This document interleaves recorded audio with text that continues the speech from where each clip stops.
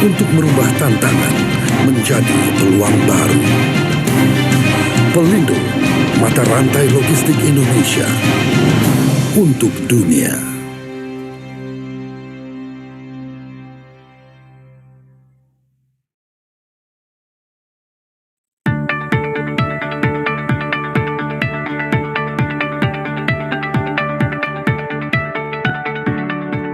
PT Pendidikan Maritim dan Logistik Indonesia, PMLI Learning and Consulting, was established on July 10, 2013, is one of subsidiary of PT Pelabuhan Indonesia Persero.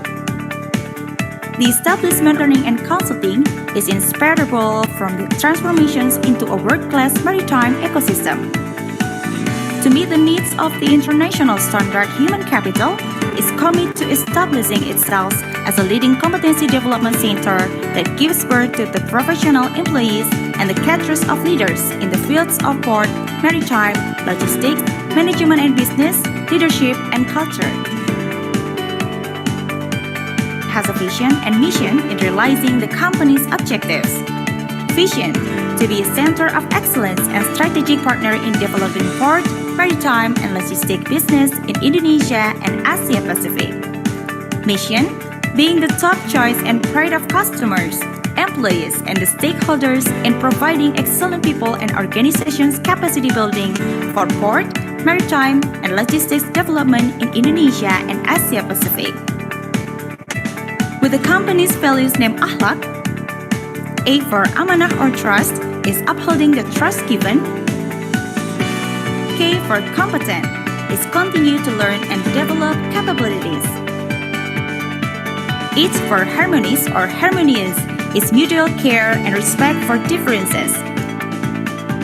L for loyal is dedicated and prioritizing the interest of the nation and the state. A for adaptive is to continue to innovate and be enthusiastic in driving or facing changes. K for collaborative is building synergistic cooperation.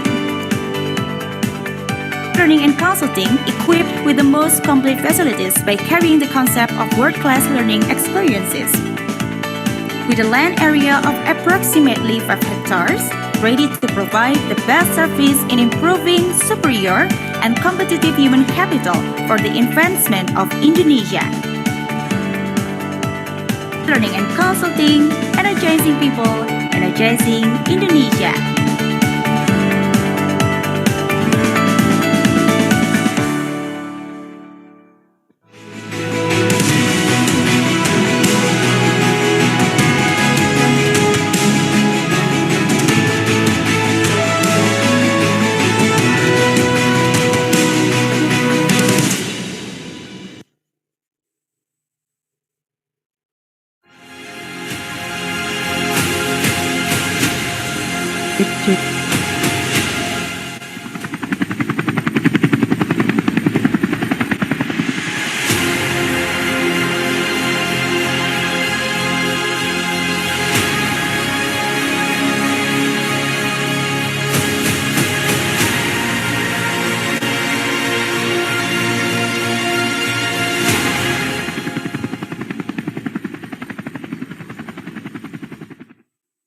Assalamualaikum warahmatullahi wabarakatuh. Selamat pagi, salam sejahtera untuk kita semua.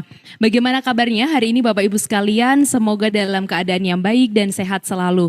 Senang sekali rasanya pada pagi hari ini, hari Rabu tanggal 7 Desember 2022, kita dapat berjumpa kembali dalam acara yang berbeda dari yang sebelumnya, di mana hari ini kita telah bergabung bersama dalam acara webinar Incoterms Indoor to Door Logistics.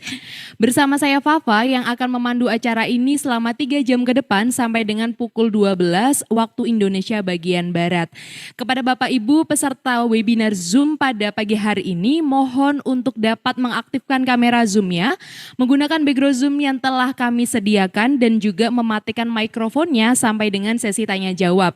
Di mana nanti kami akan mempersilakan kepada Bapak Ibu sekalian untuk mengaktifkan mikrofonnya dari tim kami.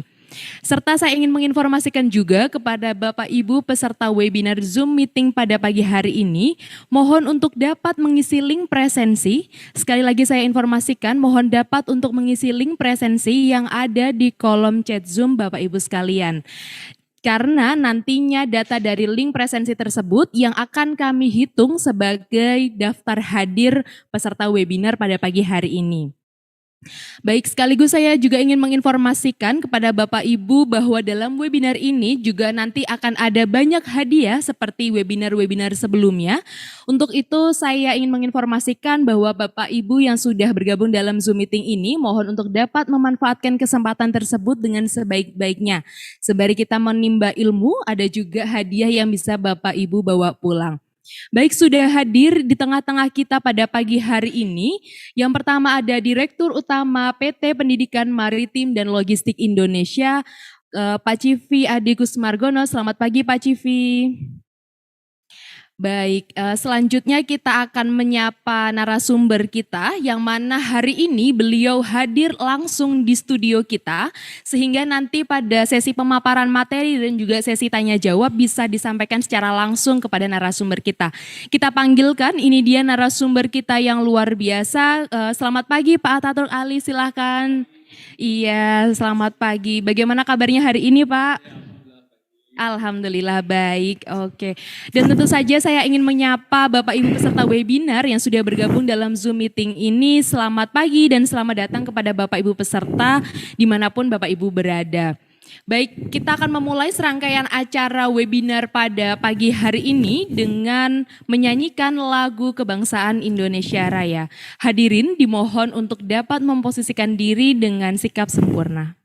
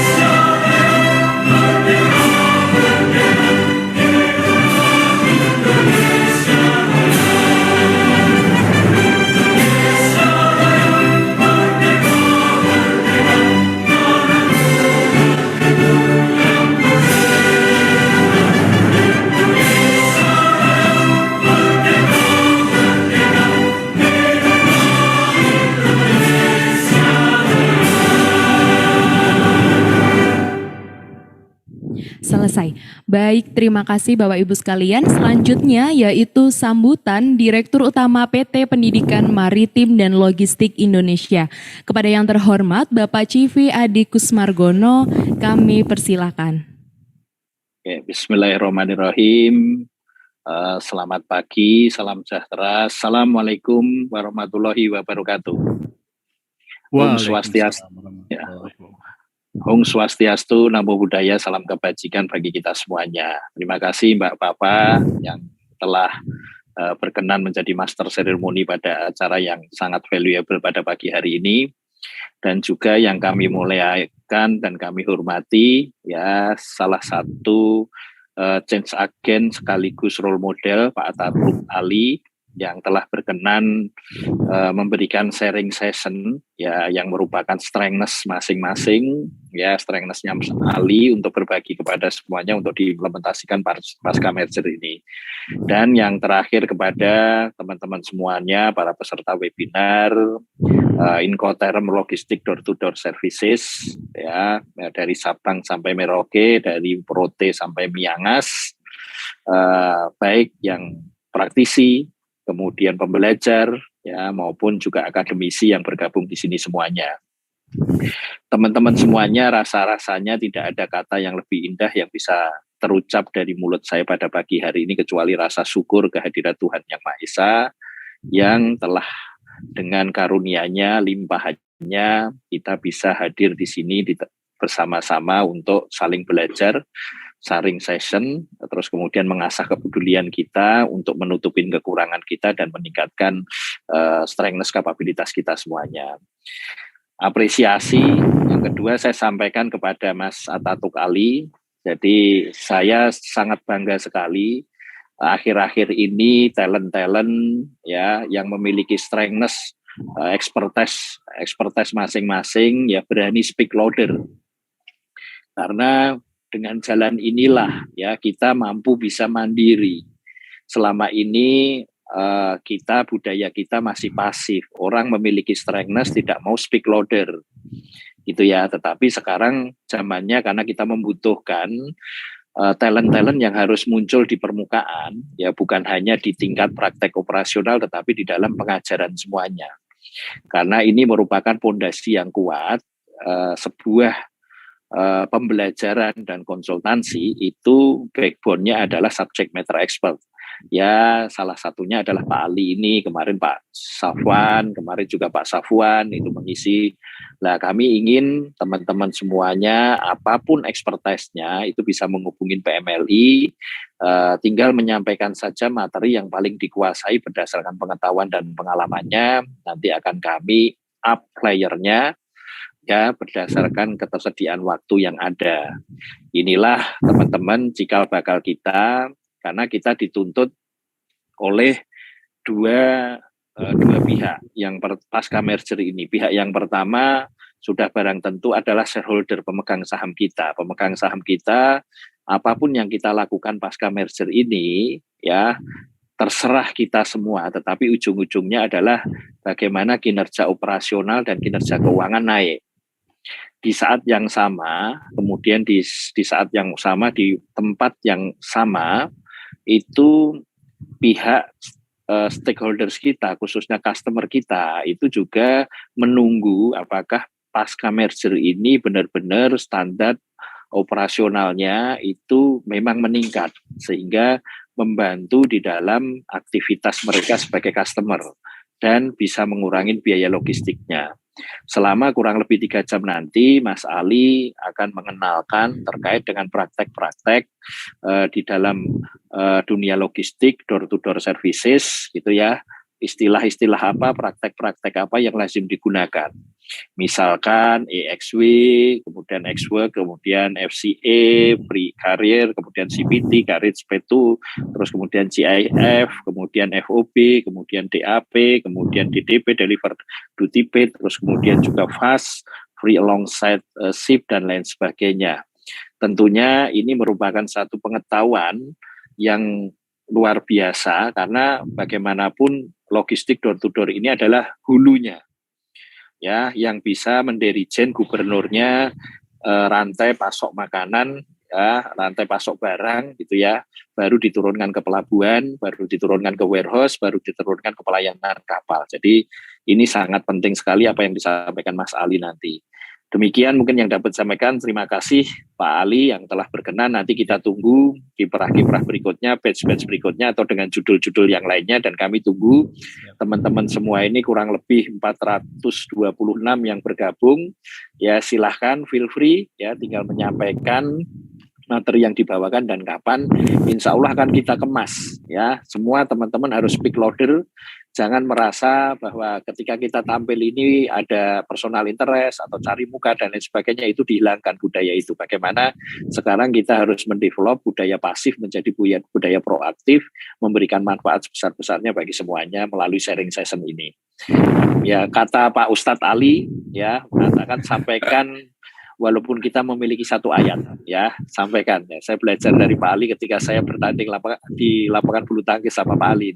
Demikian kurang lebihnya saya mohon maaf. Billahi taufik walhidayah. Wassalamualaikum warahmatullahi wabarakatuh. Ya, Waalaikumsalam warahmatullahi wabarakatuh. Terima kasih Pak Civi atas sambutan yang disampaikan. Baik, sebentar lagi Bapak Ibu sekalian kita akan langsung masuk ke sesi pemaparan materi. di mana nanti pemaparan materi akan disampaikan dalam bahasa Inggris, betul ya Pak ya? Insya Allah dalam bahasa Inggris. So we learn together and we practice together ya. Ya, baik. Untuk sesi tanya jawabnya nanti akan disampaikan dalam bahasa Inggris ataupun dalam bahasa Indonesia atau dua-duanya mungkin boleh ya Pak ya? Ya combine ya. Combine, kalau bisa dengan bahasa Inggris lebih baik ya. Kita coba praktek bersama-sama. Iya, baik, boleh. Jadi Bapak Ibu sekalian peserta webinar, bagi Bapak Ibu yang nanti pada saat sesi pemaparan materi ada pertanyaan atau mungkin ada pendapat dan lain sebagainya, boleh nanti kita diskusikan bersama di kolom chat Zoom dan boleh menggunakan dua bahasa ya Pak ya, kita combine ya, bahasa Inggris maupun bahasa Indonesia. Baik. Tanpa berlama-lama lagi, langsung saja saya persilahkan kepada Pak Ali untuk mengambil tempat dalam rangka pemaparan materi mengenai Incoterms Indoor-to-Door Logistik. Silakan Pak Ali. Thank you so much Bu Papa.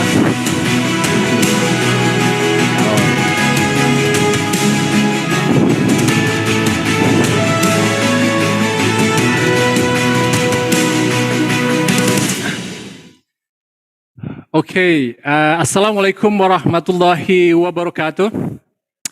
Good morning, ladies and gentlemen. Thank you for your participation in this webinar.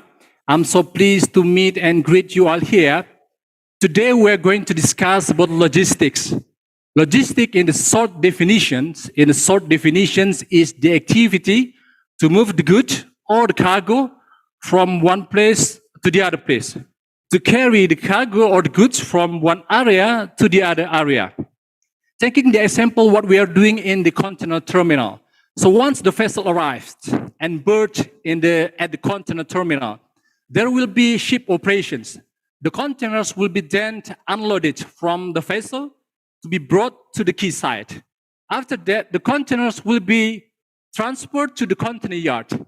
So, and what we call as the yard operation. In the yard operation, the container will be lifted off, will be put on the yard, on the specific block, row, and tier, which has been allocated before.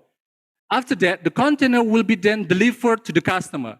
The truck or the trailer of the container, the customer will be then get into the yard, and there will be the activity to put the container on the truck of the customer. And the truck will be then bring the container to the gate. And will be the last activity at the get out. The container will be then get out from the terminal, will be delivered to the buyers. Or vice versa. That's what we call as the inbound containers. Vice versa for outbound. The container will be then received by the terminal. After that will be stacked at the container yard container. After that will be then transported to the quay for the loading of the container. So those activity is the activity in the port or in the container terminal. However, this is just one spot or one section from the whole door-to-door logistics. So, ladies and gentlemen, today we're going to discuss about door-to-door logistics in connection with Incoterms, about how the goods or the cargo is transporting by using the maritime transport. So, before we proceed, so I would like to introduce myself, and I think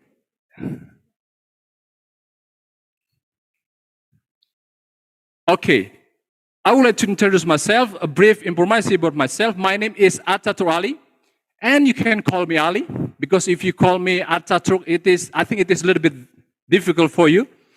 And I've been working at Pelindo since 12 years ago. Now, my current position right now is at the Logistics and Miscellaneous Department at the head office. Before I joined with Pelindo, I worked at the freight forwarding company. At least two different companies at the freight forwarding companies that I joined.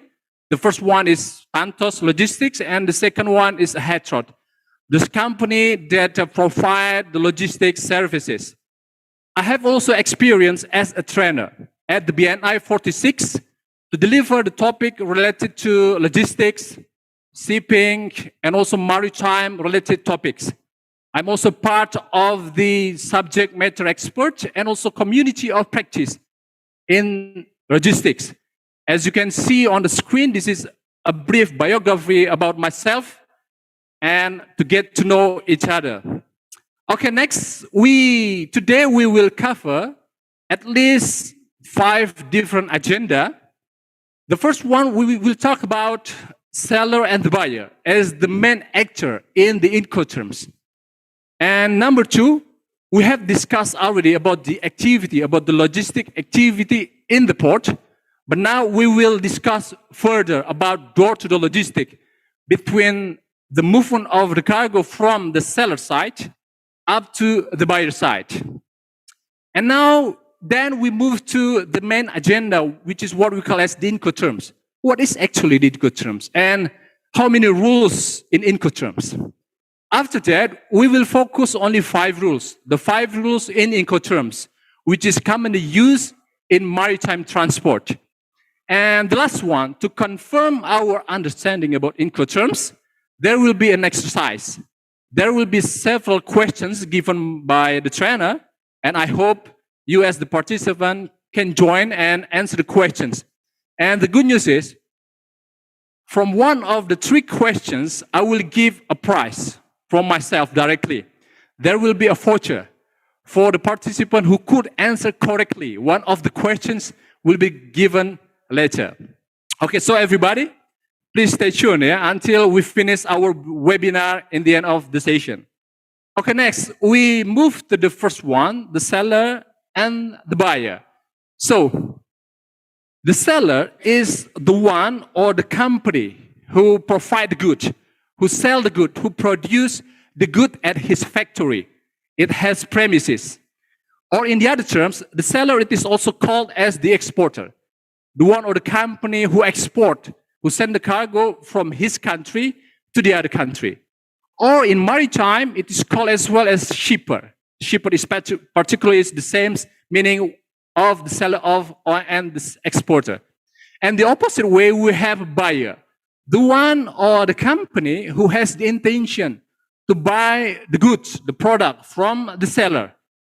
Or in that term, it is called as the importer or the consignee.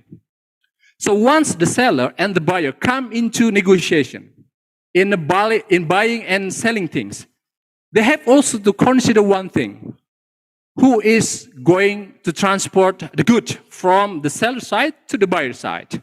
Unlike when we buy something in Tokopedia, Shopee, or any other online platform, once for example, I wanted to buy a shoes in a Tokopedia, okay? So I see the price of the shoes in Tokopedia from a seller. I agree with the price of the shoes from the seller. In most cases, I as a buyer, I should also responsible to deliver the shoes from the seller, from the house of seller or from the premises of the seller to the buyer, to my house. This is my responsibilities. However, in maritime transport, the case is not always like that. The case is a little bit complex. Just comparing with buying things in online shops like Tokopedia. So, the buyer, okay, a little bit, okay. So the buyer and the seller, at least they have to confirm or to negotiate 3 different items. The first one, they need to negotiate. They need to decide who will handle the transport. Once I would like to purchase the good from the seller side, not only the price of the good that I need to negotiate, but also who's going to handle the transport of the good, who's going to move the cargo or the goods from the seller side to my site at my factory. And number 2, of course, there's no free choice. We have discussed already the activity, the logistic activity in the port. There is no free choice. Plindo is not a charity company that giving everything in free. Of course not. There must be someone to pay for the services. Also the same in this case. Who's going to pay for the transport? And number 3, what mode of transport is going to use to deliver the good from the sellers to the buyer? So there are at least several items that we can discuss, several options between the seller and the buyer to decide which mode of transport that they are going to use.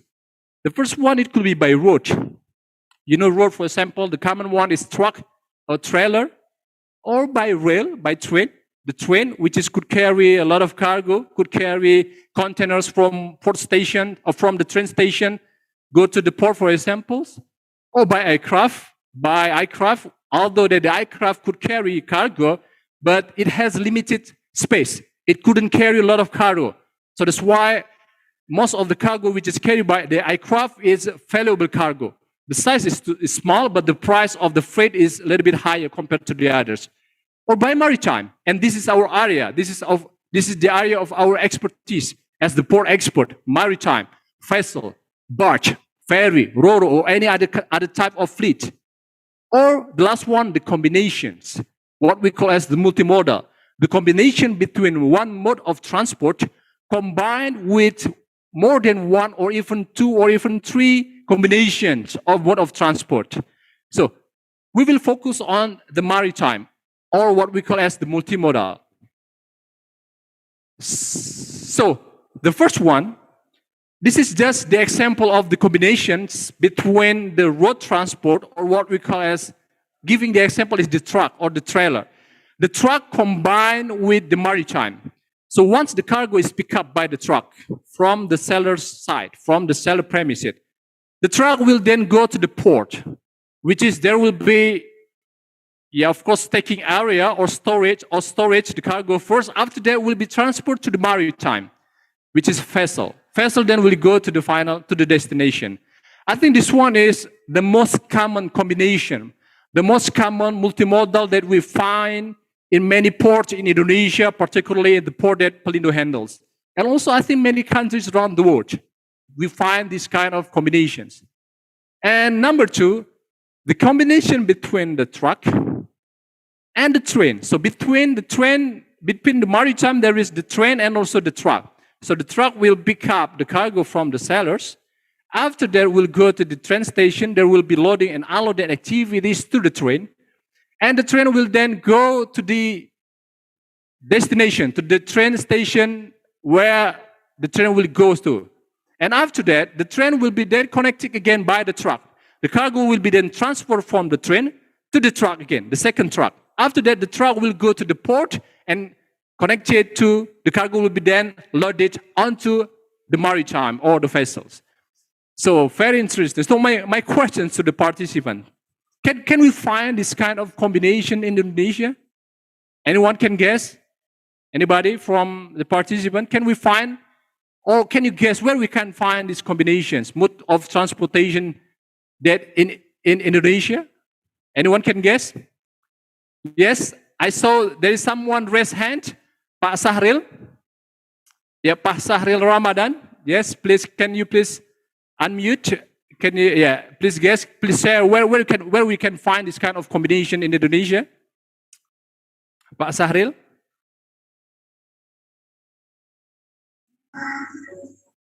Yes, Pak Sahril? Yeah. So what is your opinion? Where we can find this kind of combination in Indonesia between the truck and then combined with the train, and the train will be then combined again with the truck. After that, with maritime. So where we can find this combination in Indonesia? Can you guess?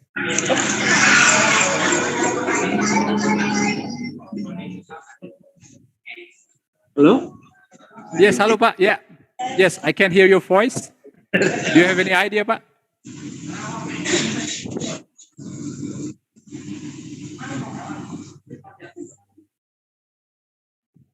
Okay, I think some problem with the connection. Any other participants that would like to share your thought where we can find that combinations in Indonesia? Okay, maybe later on. Okay, go back to the slide. So this combination we can find actually in Tanjung Priok, at Tanjung Priok Port. I think some of us have heard about Gede Bage train station, okay, located in Bandung. So the seller or the shipper in Bandung, if they wanted to deliver the cargo at Tanjung Priok Port, there are two options to deliver to the goods. First, by truck, by road transportation, directly from Bandung, from the seller's premises, go directly by the truck to Tanjung Priok Port. Or the second option is buy the truck from the seller's premises, go to Gedebage train station. This is where the cargo, in this case is container, we are taking the example of container. The container will be then unloaded from the truck and put onto the platform of the train at Gedebage train station. After that, the train will go to the Tanjung Priok port, which is at the Pasoso train station as the destinations.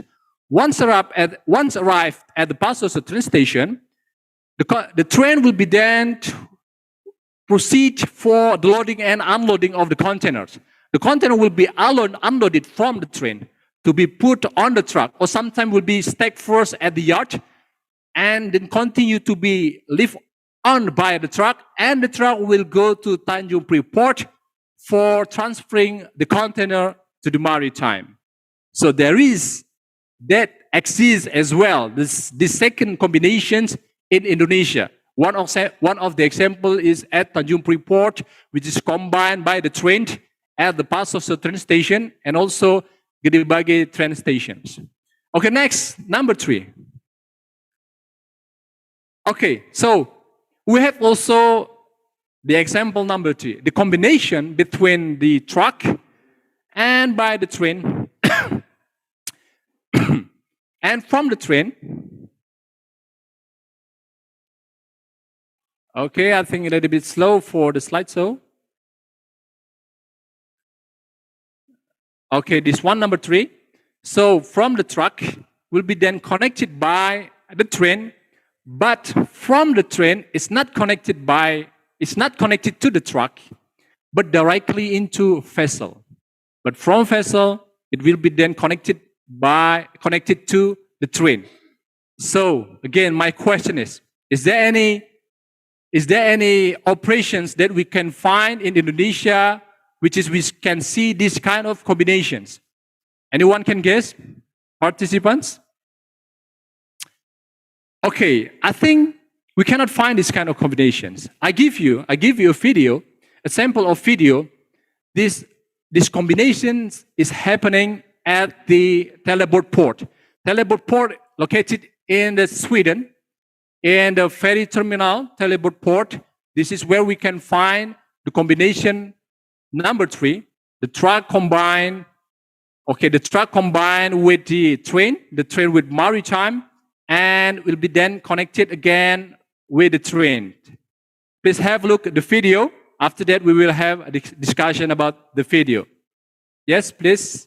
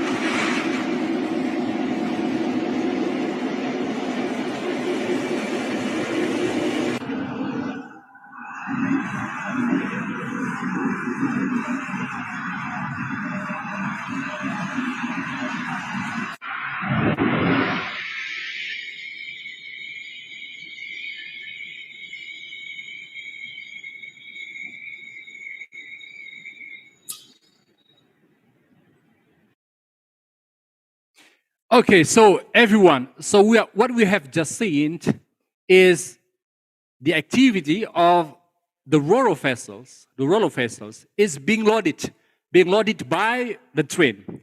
So the head of the train is pushing the cargo into the ferry. So we saw that the cargo there were several cargoes. We saw that there was a container.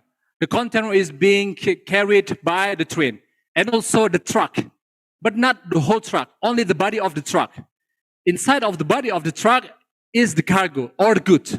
So the container and the truck, the body of the truck, is loaded on the platform, what we call as the flat or the flat car, the platform of the train. So those flat cars is being pushed by the head of the train. So once the loading process is confirmed or finished, then the head of the trains is leaving the ferry. So the head of the train is not joining to the ferry. So the head of the train will then go back to the train station where the cargo were loaded. The cargo were loaded. So after that, the ferry or the Roro will go to the port of destinations. So once arrived at the destination, the freight cars, the cargo after that will be then pushed out from the ferry by the new head of the train at the destinations. And the cargo will be then brought by the head of the train to the destination, to the train station. And there will be, of course, loading and unloading process again. The container will be then unloaded from the flat to the yard, and also the body of the trailer will be also unloaded from the train and will be then unloaded from the train, and the head of the truck will be pick up the cargo and deliver to the final destinations. So what do you think, everyone? Very interesting, isn't it? So this happened at the Telebu port in Sweden. And I think some country in Europe, they have this kind of combination between the truck, the train, and also the maritime. So, ladies and gentlemen, Incoterms will give the guideline. Incoterms will give the guideline to the seller and the buyer in negotiating those three questions about who's going to handle the transport of the goods, who pay for it, and what mode of transport is going to be used. There will be responsibilities from the seller side and also the buyer side. We will discuss further later on. Okay, next we jump to the second agenda, what we call as door-to-door logistics. We have discussed already the activity of logistics in the terminal container, in a container terminal or in the port. Now we are moving to the activity in door-to-door logistics. So we are discussing a little bit more comprehensive from end-to-end services. So to make easier to understand, I divide the door-to-door logistics into 5 different sections. The first one is the activity at the origin, and the next one is at the port of loading. The next one will be in the maritime side or in the vessel side. After that will be port of discharge or port of destination. And the last one at the destination where the buyer's premises is located. So what are actually the activities that involve at the origin? So at the origins is particularly, they are the activities which is involved at the seller's side, where the seller should perform the packaging and also labeling of the good or the cargo before it is going to transport. And after that, the seller need also to perform the documents that are required for transporting, for example, for the customs at the port of loading, and also the process of the customs at the port of discharge. The documents such as the commercial invoice. I think some of us might have heard about the commercial invoice. Commercial invoice is the document that consists of the value of the cargo, about the price of the cargo or the goods. And the next one is packing list. Packing list is the document that consists of the quantity of the cargo or the goods, including also the measurements, about the weight, about the cubications, about length, weight, and also height of each item of the packaging of the goods. So it will be then detailed in the packing list. And also, the seller also need to provide the bill of lading. The bill of lading is the evidence of the contract of carriage, is the receipt of the good. So once the cargo or the goods confirmed loaded on the vessels, then the shipping company or the liner, in this case, if we are checking the example of the container, the liner will issue the bill of lading to the seller. This is the evidence. This is the documents, the documents of receipt. This is the evidence that the cargo confirmed loaded on the vessels. And also other documents related to the transporting. And also in this area also where the cargo will be stuffed, will be loaded on the truck, for example. Or if this container will be then stuffed into the container by, for example, by forklift or other special equipment that perform at the origins. And once everything is ready, the truck will bring the goods or the cargo from the seller premises to the port of loading. And what our activity involves at the port of loading, we have discussed. We have loading, of course, to load the cargo onto the vessels. Lolo, particularly this one is for container, lift on and lift off activity, and storage. Once the cargo arrives at the port, in most cases, the cargo will then stow first or stack at the yard first, not directly loaded onto the vessels because it will be open and closing time of the vessels. And of course, there will be custom clearance to clear the cargo from the custom site. Particularly, this one is for international trading. And also other related activities that involve at the port of loading. And the next one in maritime. This is where the cargo will be then brought or carried by the vessels from the port of loading. It will be then brought or sailed by the carriage to the port of discharge. So what we have here is, of course, sea transportations. And after that, once the vessel arrives at the port of discharge, I'm sorry, there will be also activity at the port of discharge. It's basically the opposite activities compared to the port of loading. Of course, after loading, there will be unloading at the port of discharge. Lolo, and also there will be storage, custom clearance, not only clearance at the port of loading, but also at the port of discharge. There will be custom clearance as well, will perform by the buyer side, for example. And there will be the activity to pay the duty and taxes to the governments, particularly for the importing cargo, and also other related activities. So once the cargo is cleared, is finished at the port of discharge for the whole activity, so we will have the other activities at the destinations. The container or the cargo will be then brought outside from the port or the terminal and transferred to the final destination, which is what we call as the buyer's premises. At the buyer's premises, it will be stripping. It will be unloaded, the cargo from the road transportations, and to be put at the buyer's premises. So, ladies and gentlemen, this is the whole, at least in general, door-to-door logistics. And don't forget, for every activity, every movement of the cargo from the origin or offloading until the destinations, it is a services that someone need to pay for the services. There will be costs occurred during the transit of the cargo. There must be someone need to pay. either the buyer side or the seller side. This is what we are going to discuss further. What is the connection between the door-to-door logistics and the Incoterms? Okay, before I proceed, is there any questions from the participant? So far, once we have finished discuss about door-to-door logistics, please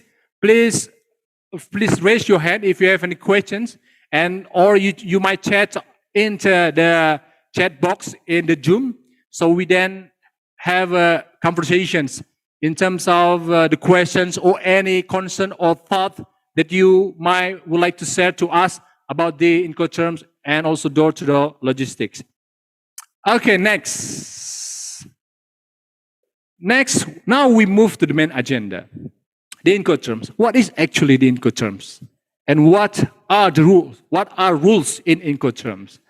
So my questions to everybody. So what does Incoterms stand for? So what does Incoterms stand for? Anyone can guess? What does Incoterms stand for? What is actually Incoterms? I believe that as the port expert, that we are dealing activities in the port, in logistics, hinterland. I believe that some of us have ever heard about, Incoterms. What is actually Incoterms? Anyone can guess? Sorry.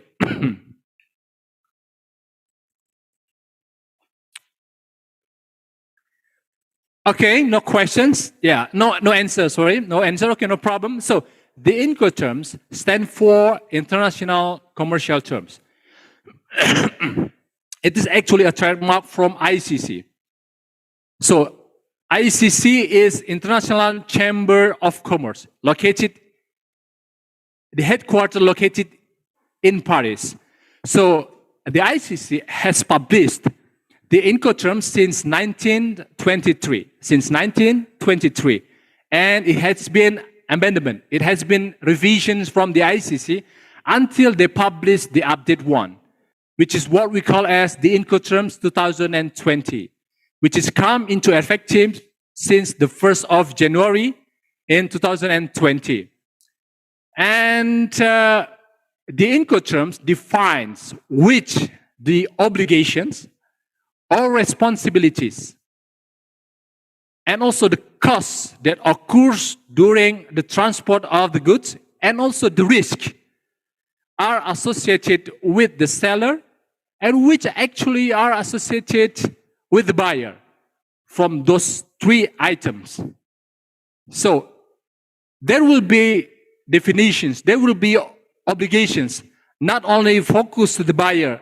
I gave the example already when I buy something from Tokopedia. The case that I need to proceed or handle also the transport of the good. But in maritime, in Incoterms, is different. Both the seller and the buyer need to negotiate which are my obligations as the buyer and which are the obligations of the seller. The Incoterms is the universal rules incorporated into sales contract between the seller and the buyer.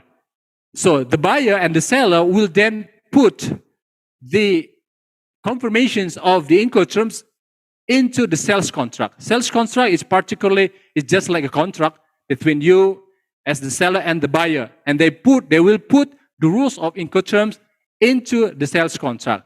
Okay, before we proceed, I saw there are several questions from the participants. Okay, let's have a look first the questions, yeah, before we continue the presentation. Okay, questions number 1 is from Regional 2, Pontianak. Okay, the question is, what is the specifications of the cargo which is could carry by the mode of transportation here? Okay, we will discuss later. We can see in the Incoterms in more detail. Yeah, I think we can see what is actually the cargo, what type of cargo they could carry by that combinations. Because in Incoterms we will also discuss about the combinations.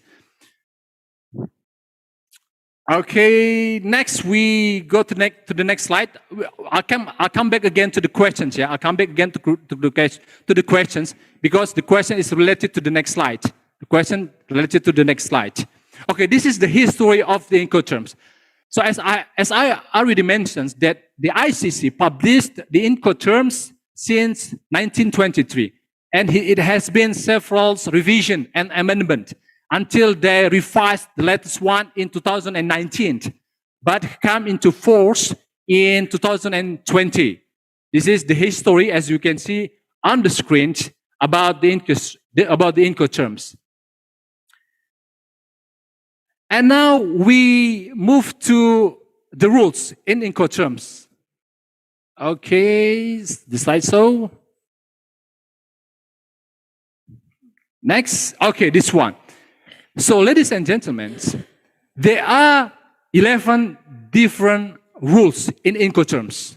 Incoterms, particularly in Incoterms 2020, from the F4B until the DPU.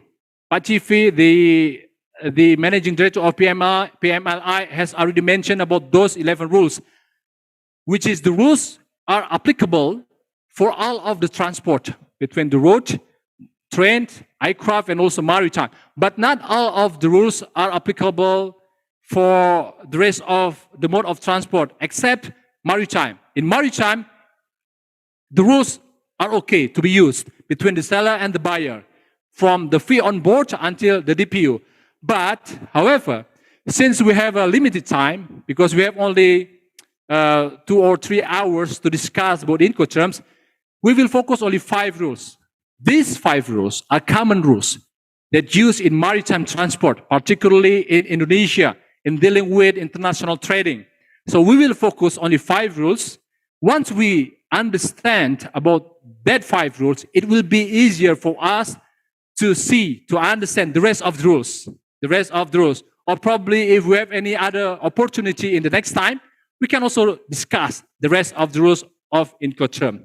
So next, we will focus the 5 rules in Incoterms. The 5 rules in Incoterms.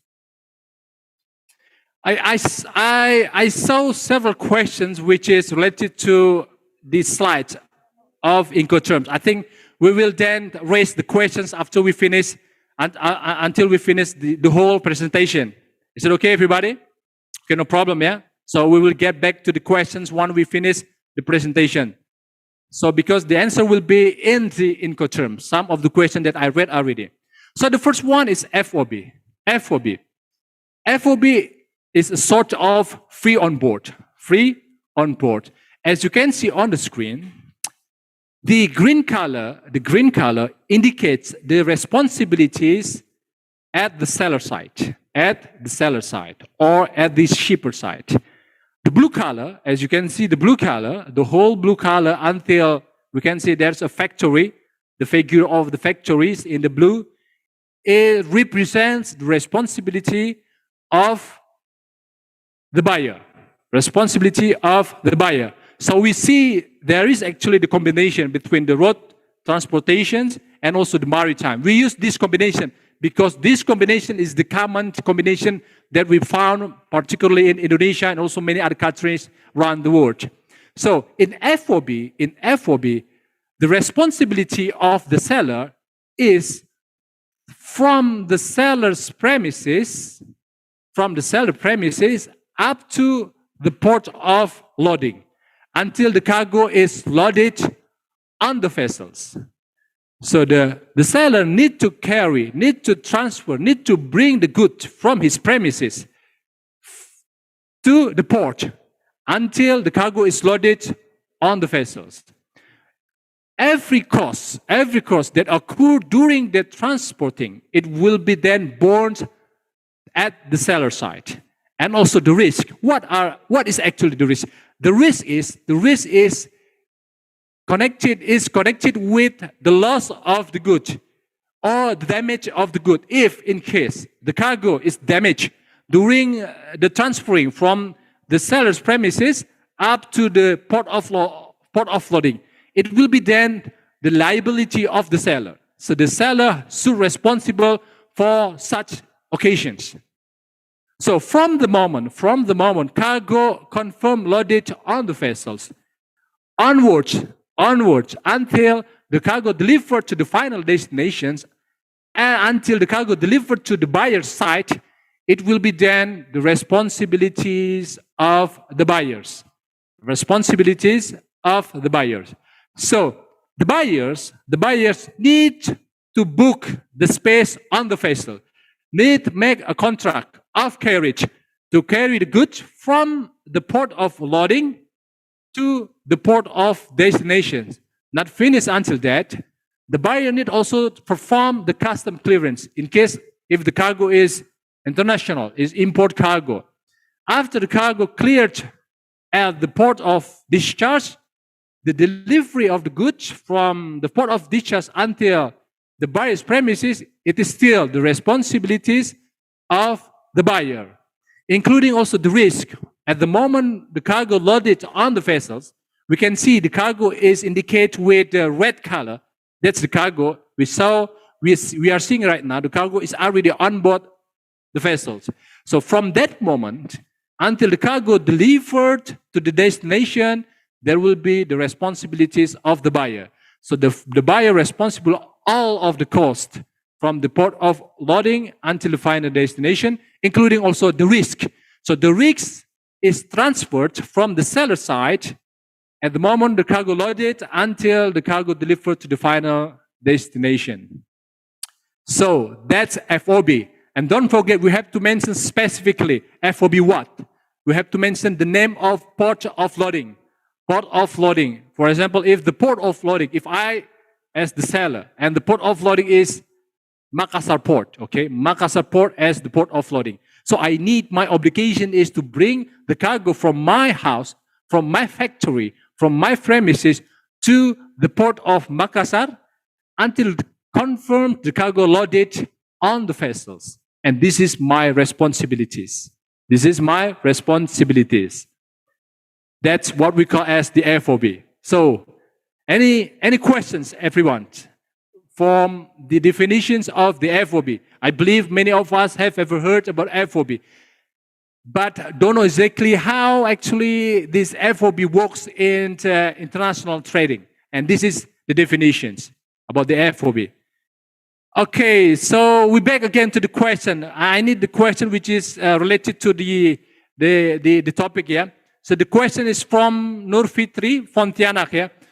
What are the types and specifications of goods that can be carried using each of three transportations combination described? What are the advantages and disadvantages? Can the third combination be applied in Indonesia? Thank you. Yes, we have already discussed the combination between the truck and the train, and also combined with the maritime. Yes, this is exists. I have already explained the examples that is happening at the Gedebagi train stations. We have that combinations. Yeah, we have that combination. Okay, so I think it will be good if we hear directly from the participants here about the questions. Yeah, okay. From Ibu Nur Fitri. Yeah. Ibu Nur Fitri. Yeah. What is your concern?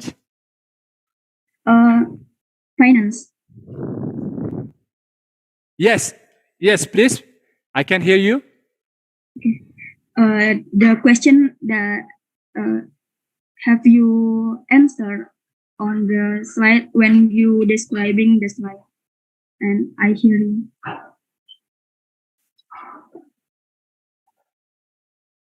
Yes. Sorry, can you please repeat again the question, Bu? Okay.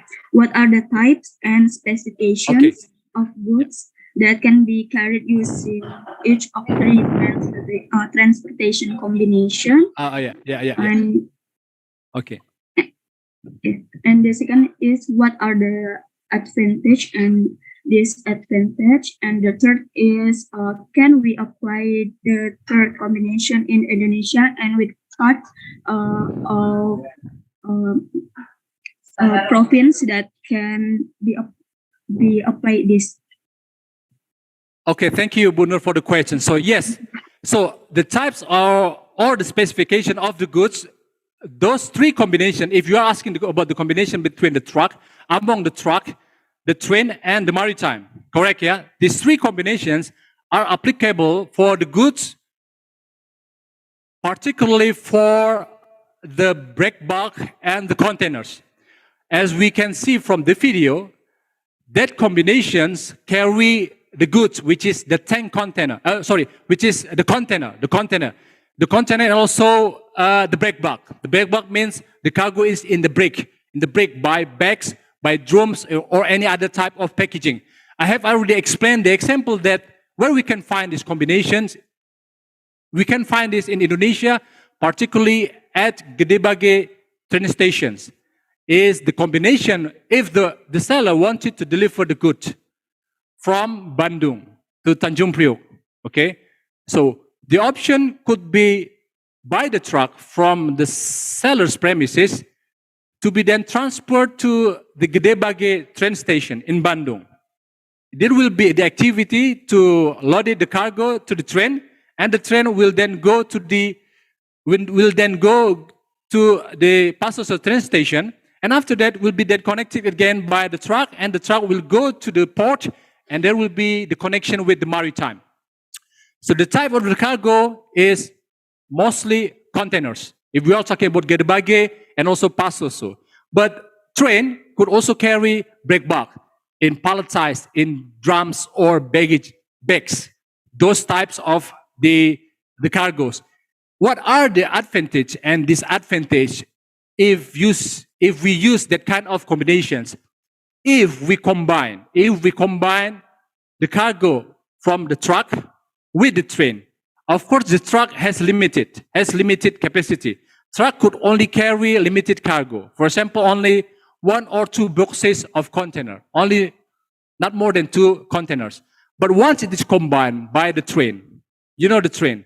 If you come to Tanjung Priok Port, there is a train from the Gedebage to Pasoso, or even from Surabaya. There is also a service from Surabaya to Tanjung Priok to Pasoso train station that bring the containers from Surabaya, from Bandung, that carries containers. The capacity, or it could be 50 or 70 containers for one voyage. The train, it could carry big capacity, so it could create economies of scales. But the truck is limited. What about maritime? Maritime, in terms of the capacity, is number 1. Maritime vessel could carry big cargo, big capacity. We know now, for example, the latest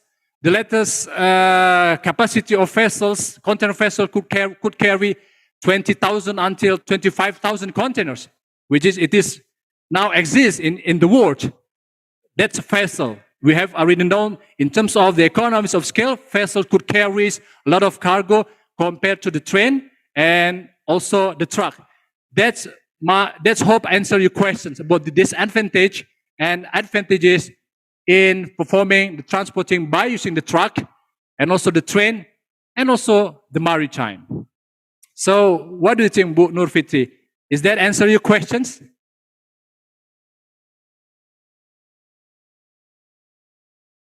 Okay, I hope that answer your questions, yeah? Okay. Thank you very much. Any other questions related to the slide that we have already discussed? Okay, well, now we go back to the second question, yeah, before we proceed to the next slide. And the questions from Bu Ina Novi Tiawati. Is it possible to speak directly to us about the questions, Bu Ina? Would you please to unmute your mic? And yes, Bu Ina, what is your questions? Yes, thank you, Mr. Ataturk Ali. Yes, no problem. I know the new science for explain Incoterms define when that combined train and maritime.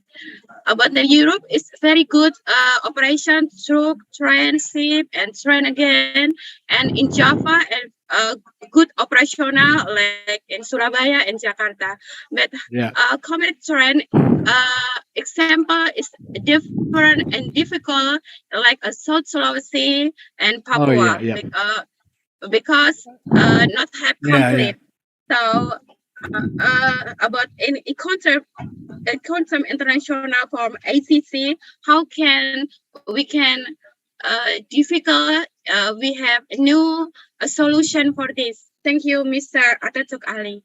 Yeah, thank you, Buena, for the questions. Yes, that's correct. If we are talking about the combinations, about the multimodal in Indonesia, because in Indonesia there are many islands. Okay, there are many islands. There are many provinces, and unfortunately, in terms of the infrastructure, not every province has the same infrastructure. Not every province has the same capability or the same mode of transportations. For example, in Java, we have already discussed in Surabaya, in Bandung, they have the combinations between the truck and also the train, and combined with maritime, which is located in Tanjung Priok Port. Yes, and however, this kind of combination we couldn't find in the other area of Indonesia. For example, you have already given the example in Papua, in eastern side of Indonesia. This kind of combination probably hasn't existed yet, but we can find the other combination, particularly between the truck and the maritime. But the train is omit. There is no existence of the train. And I hope, yes, of course I hope, because in Europe and also in America, the train is already common transportations, not only carry passengers, but also the cargoes. They have the specific lane for the cargoes.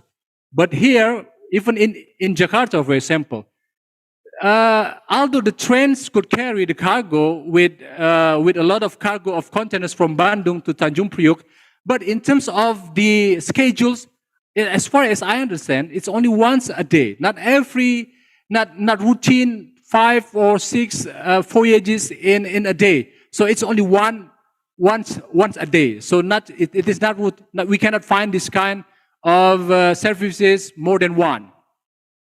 Yes, and I think hoping this answered the question. Yeah, of course we need to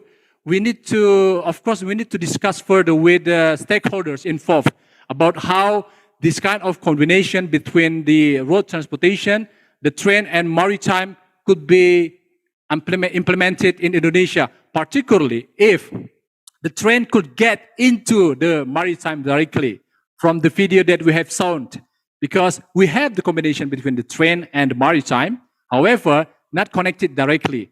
The cargo from the train will be then unloaded first and stacked at the yard, and will be then loaded on the truck, and then the truck will go to the port where the vessel is berthing.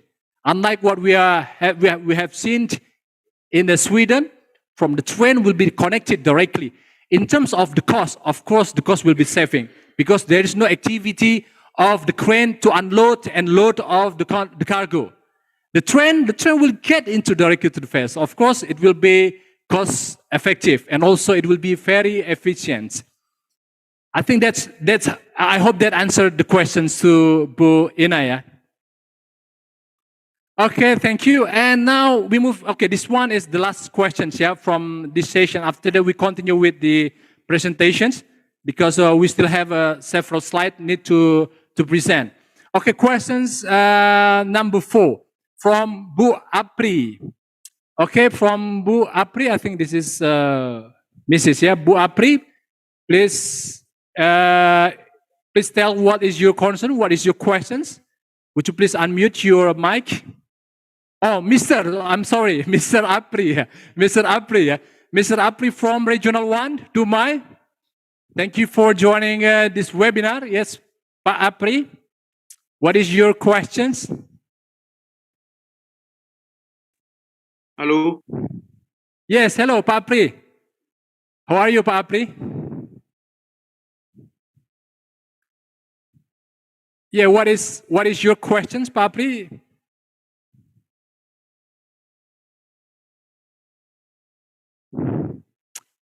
Is there any problem with the signal or? Okay, I think we lost the voice, the signal with Pak Apri. Okay, we have the question from the chat room. So Bapak Apri, make the questions in the chat room. Can Incoterms be used to determine the ownerships of the goods? The answer is no. the Incoterms doesn't define the ownership of the goods. No. But the Incoterms is actually, as we have already discussed, the Incoterms defines the responsibilities of transporting the good, not the ownership of the good. Of course, the ownership of the good, once the goods still at the seller's premises, the owner of the goods still the seller. But once the goods are already confirmed and purchased by the buyer, of course, the ownership will be then transferred to the buyer, but the cargo is still at the seller premises because the transportation hasn't performed yet. So that's how to describe the ownership.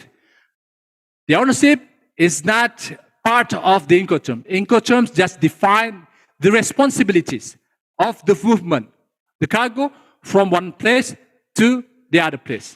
Hope that answered the questions, Pak Apri. Yeah? Thank you for the participant who gave the questions. And we go back to the slides. We go back to the slides again. After that, we open again the question and answer.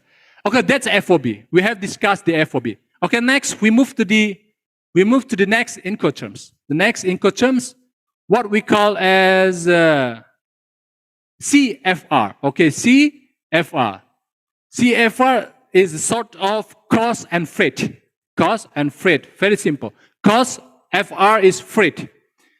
So what does CFR defines about the Incoterms is basically almost the same like FOB. The difference is only in the maritime. In the maritime, the booking space on the vessels or who make the contract of the carriage is at the seller side, not the buyer side. So in FOB, we have discussed the maritime, the carriage of the good will be handled by the buyer. But in CFR, the difference is it will be handled by the sellers. It means that the seller needs to go to the shipping company, contact and book the space. Hey, shipping company, I need to deliver the good from, let's say, Makassar port to Hamburg port, for example. I need to book the space. How much the freight? And this kind of activity will be handled by the sellers, not the buyers, in CFR. And the risk remains unchanged. The risk remains unchanged. The risk will be transferred after the goods loaded on the vessels onwards until the cargo will be delivered to the final destinations. That's what we call CFR. And don't forget, in CFR, we have to mention specifically about the name of port of destination. CFR, for example, as I already mentioned, Hamburg port. We have to mention CFR Hamburg port. It means that the seller has the responsibility to carry the good from his premises up to the port of destinations. This is what we call as the CFR. And the risk remain unchanged. Okay, I think it is very clear, yeah? I think it is clear about CFR. It's not really difficult compared to FOB. The difference is only the maritime side. The maritime is transferred, is handled from the buyer to the seller. FOB, the maritime will be handled by the buyers, but in CFR, the maritime will be handled by the seller. Okay, now we move to the next Incoterms. The next Incoterm is CIF. I think the participant, you have ever heard about, CIF. What is CIF? CIF stands for cost. C is cost, I is insurance, and F is freight. Freight refers to the freight. Freight is the price how to carry the goods from the port of loading to port of destination. So CIF is actually relatively the same like CFR. The difference is the responsibilities of seller in CIF is added with making insurance. So the seller need to provide the insurance of the cargo, of the goods from the port of loading to port of destination only. So this is the obligations of the seller. So the seller is not only bringing the goods from his premises up to the port of destinations, but also need to cover the insurance from port offloading to port of destination, as indicates on the green color on the screen, that insurance. But in terms of the risk remain unchanged. The risk will be transferred from the sellers from the moment of cargo loaded on the vessels onwards until the cargo delivered to the buyer's premises, to the buyer's factory. If, for example, there is any problem, there is any occasions where the vessels sank or collide in the sea, and it creates that the cargo damaged or lost. My question is, who's gonna handle for such situations? Who is liable to manage that situation? The seller or the buyer? So the answer is, it will be the buyer's side. The buyer need to maintain has the liability of that damage or loss of the goods during the transport in maritime. So what does this mean? What does this mean? It means that the buyer needs to go to the insurance company from the document which is provided by the seller, because the seller make the contract of the insurance. The buyer needs to claim that situation, the damage or the loss of the good, to the insurance company. Okay, insurance company, my cargo get damaged, so I need a claim. I need a compensation from your side as the insurance company. That's what we call as the risk transfer to the buyer. Okay, I think that's very clear, yeah, about CIF. Please, if there is any questions about the CIF, CFR or FOB, just let me know what would be your concern about those three rules so far. And now next we go to number 4. Number 4, what we call is the X-work, EXW. It stands for X-works or X-warehouse. In the X-work, it gives the minimum liability or minimum responsibilities at the seller side. At the seller side, the seller just need to provide the good, just make the good or the cargo ready at his premises. So from that moment cargo ready at his premises until the cargo will be then picked up by the truck, by the carriage, by the free carriage, and then we'll go to the port of loading and transport to the port of discharge to the final destination. It will be the responsibilities of the buyers. So the buyers need to perform that movement to pick up, not only pick up, but also to stuff the goods. For example, if it is container, to make the stuffing of the cargo to the truck, on the truck. It will be the responsibility of the buyer, including also to bring the cargo to the port of origin and also perform the custom clearance.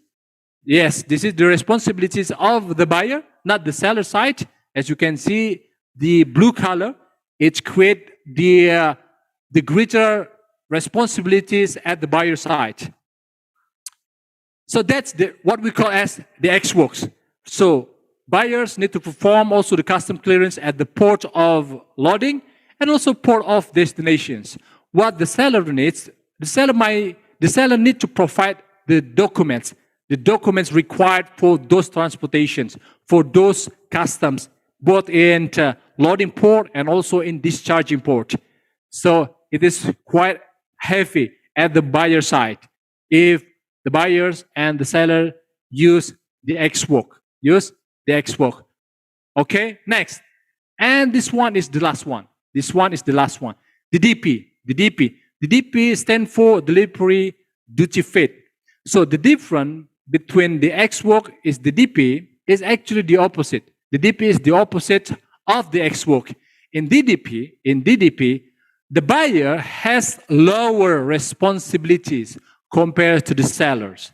So the sellers need to has the responsibilities to bring the cargo at the origin and to transport the cargo to the port of loading, and also need to book the space on the vessels to bring the cargo from the port of loading until the port of discharge, and need also to perform the customs and everything related to the activity in the port until the cargo cleared out from the port of destination and delivered to the final destinations. And what the buyer needs to do is only to unload, to strip the cargo from the truck, to be moved to the buyer's premises by using his equipment. That's what we call as DDP. And we have to mention what DDP. It's supposed to be, for example, if the buyer's premises is Karawang, for example, where the buyer's locations. So it should mention DDP Karawang. DDP Karawang means that the seller needs to deliver the good until Karawang. It will be the responsibility of the seller. Okay, very clear, yeah? Very clear. So those are the 5 rules in Incoterms that we have discussed so far. I believe that we have received a bigger picture about what is actually FOB, CFR, CIF, DDP, X-Work. Once we know those 5 rules, it will be easier for us to understand the rest of the rules. And what are actually the obligations between the seller and the buyer in terms of the transporting of the good by using the maritime transport. So before I get back to the question, I saw there is a question from the participants. Let me finish this slide first. This slide is very important. Which Incoterms to use? How the buyer and the seller decide which are actually the best rules in Incoterms that the buyers and the seller need to use. There are at least 5 considerations that need to consider between the seller and the buyer before they decide. The first one, both the seller and the buyer need to understand the use of Incoterms, need to understand what are the responsibilities of the seller, what are the responsibilities of the buyer when they choose one of the Incoterms. FOB, what are my responsibility if I agree with FOB, transporting the good from Germany to Tanjung Priok Port, for example. I need to know. And also the seller needs to know what are they. And also if everybody wanted to jump into the international trading, you need to know this Incoterm as the guideline for us in transporting the goods from one place to the other place. And number 2, how much control do I want to have myself if I am a buyer? If I am a seller, for example, if I wanted to deliver the goods to overseas, if I am so confident to deliver the goods from my factory, for example, in Karawang or in Cikampek, I'm so confident only deliver the good from Cikampek to Tanjung Priok Port. I know how to deal with the road transportation. I know to deal with the custom clearance at the port of Tanjung Priok. I know how much the cost will be involved during that transportations. So I'm confident only up to Tanjung Priok Port. So then I prefer to choose FOB only until the port of loading. The rest, let's the buyer handle because I don't want to control those transportations. So I need to decide which area that I am so confident to control the good, to deliver the good. Okay, number 3, who can obtain the cheapest transport rates? For example, if I have a big company, my factory, let's say, export 5,000 boxes per month. Can you imagine that? This is a big volume of containers. 5,000 boxes per month to export to many countries in Europe, Asia, America, and also Africa.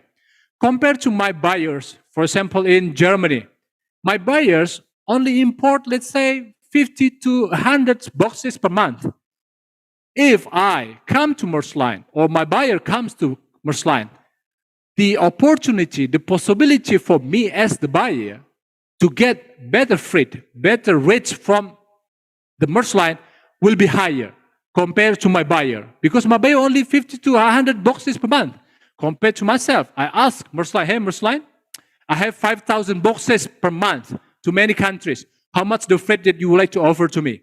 Of course, the possibility to get the better price, better freight that I can get from Maersk Line is higher. So in this case, I'm so confident to choose CIF or CFR, for example. So my responsibility is bringing the goods from my premises, not only until port offloading, but also until port of destinations, which is the maritime, will be under my control, not my buyer's control. That's the third consideration that need to consider.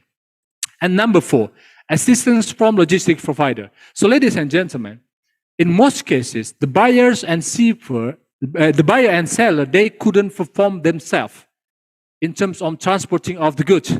They need to ask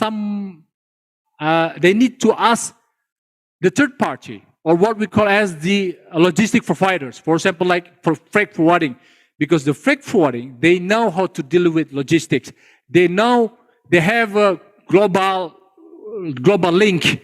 They have the branches not only in Indonesia, for example, but also many other countries around the world. Although if they don't have the branch, but at least they have partner. They have partner in the offices that they could cooperate with. So that's why the seller and the buyer will come to the forwarders. They will ask the assistant. They will ask the assistant of the forwarders how to transport the good. If, for example, I'm so confident to bring the cargo by using, for example, DDP. So DDP means I handle the cargo from my premises until the final destinations at the buyer's premises. And I will ask the forwarders, can you handle this? How much the price that you would like to offer to carry the cargo by using the DDP? I will ask the assistant from the forwarders. Okay, now we go back to the questions. We go back to the question and answer. So we have the question from Pak Fikri. Pak Fikri Dwi Nanto from Tanjung Priok. Okay, Pak Fikri.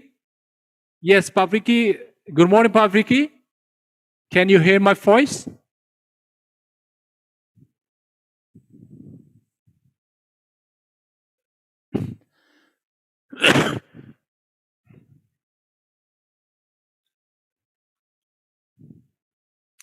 Okay, Pak Fikri. What is your concern? Do you have any questions regarding the slides that we have already presented? Okay, Pak Fikri mentions the questions in the chat room. So Pak Fikri's question is, what is the details of the cost and the details of the risk in all kinds of the Incoterms rules? I think we have already discussed, yeah. So please go back the slides. Please go back the slide. The last one, it was DDP. Let's have a look at the slide. In DDP. Yes, in DDP, one slide before this one. Yes, one slide before this one. Yes, in DDP, we have already discussed, yeah. We see the detail of the cost for every section. At origin, we have the cost of packaging. We have the cost of labeling. It will be the cost. We have also the cost of providing the documentations, like what we call as commercial invoice, packing lists, bill of lading. And we have the activity staffing and also route transportation, and so on and so forth until the activity arrive at the destination. Those activities, every activities will create costs. Yes, we have already discussed in door-to-door logistics. Every activity create costs. Okay, I think that's very clear, yeah, about the activities. Every activity, there must be someone that pay for that activities. There must be someone pay for that activities, either the seller or the buyers. And also the risk. The risk, as we have already explained, the risk is about the damage of the goods or the cargo or the loss of the cargo. That's the risk. The risk, who is liable for the risk? If I use FOB, if I use CFR, if I use XWORK or DDP, I explain again the DDP. Risk, we saw the risk. If, for example, in DDP, the cargo damage during the transport in the maritime, once the cargo loaded in the maritime, on the vessel. So the vessel will go then to Germany, for example. In the middle of the voyage, and the vessels collide or sink and go down deep into the sea. The cargo is gone, right? The cargo is gone. Who is responsible if the cargo is gone during the transit in the sea? The answer is, if we use the DDP, it means that the seller is responsible with that occasion. It means that if I cover the cargo or the goods in DDP with insurance, then I will come to insurance company. Hey, insurance company, I lost my cargo. The ships or the vessels sink to the sea.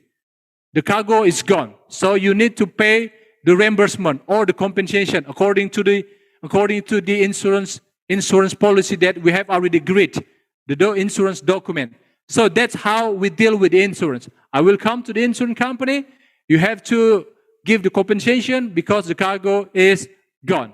Of course, in the insurance, we have to see what coverage that we perform, what coverage of the good that we take with insurance. I'm sorry. So hope that's answer the questions. Yeah, hope that's answer the question from Fikri about the cost that involved in the Incoterms and also the rules. Okay, next we go. We have finished this one. Now, I give you, we have already discussed about sales contract. Okay, this is the example of sales contract. So once the buyer and the seller come into negotiation, into buying and selling the product, every point that they have agreed, they need to write it down on the sales contract. This is just a simple sales of contract. And the other sales of contract is more detailed, consists of a lot of pages, detailing about the obligations of the sellers and also the obligations, what are the obligations of the seller and the buyer. But this is just a brief information for you, everybody. As you can see from the sales contract, we see in the circle what Incoterms is used by the seller and the buyer. This is just the example. The seller name is ABC Export and the buyer's name is XYZ Import. So they have agreed to use FOB Long Beach. In the circle you see, FOB Long Beach. It means that if this is FOB Long Beach, I am as the seller or as the shipper, the ABC Export.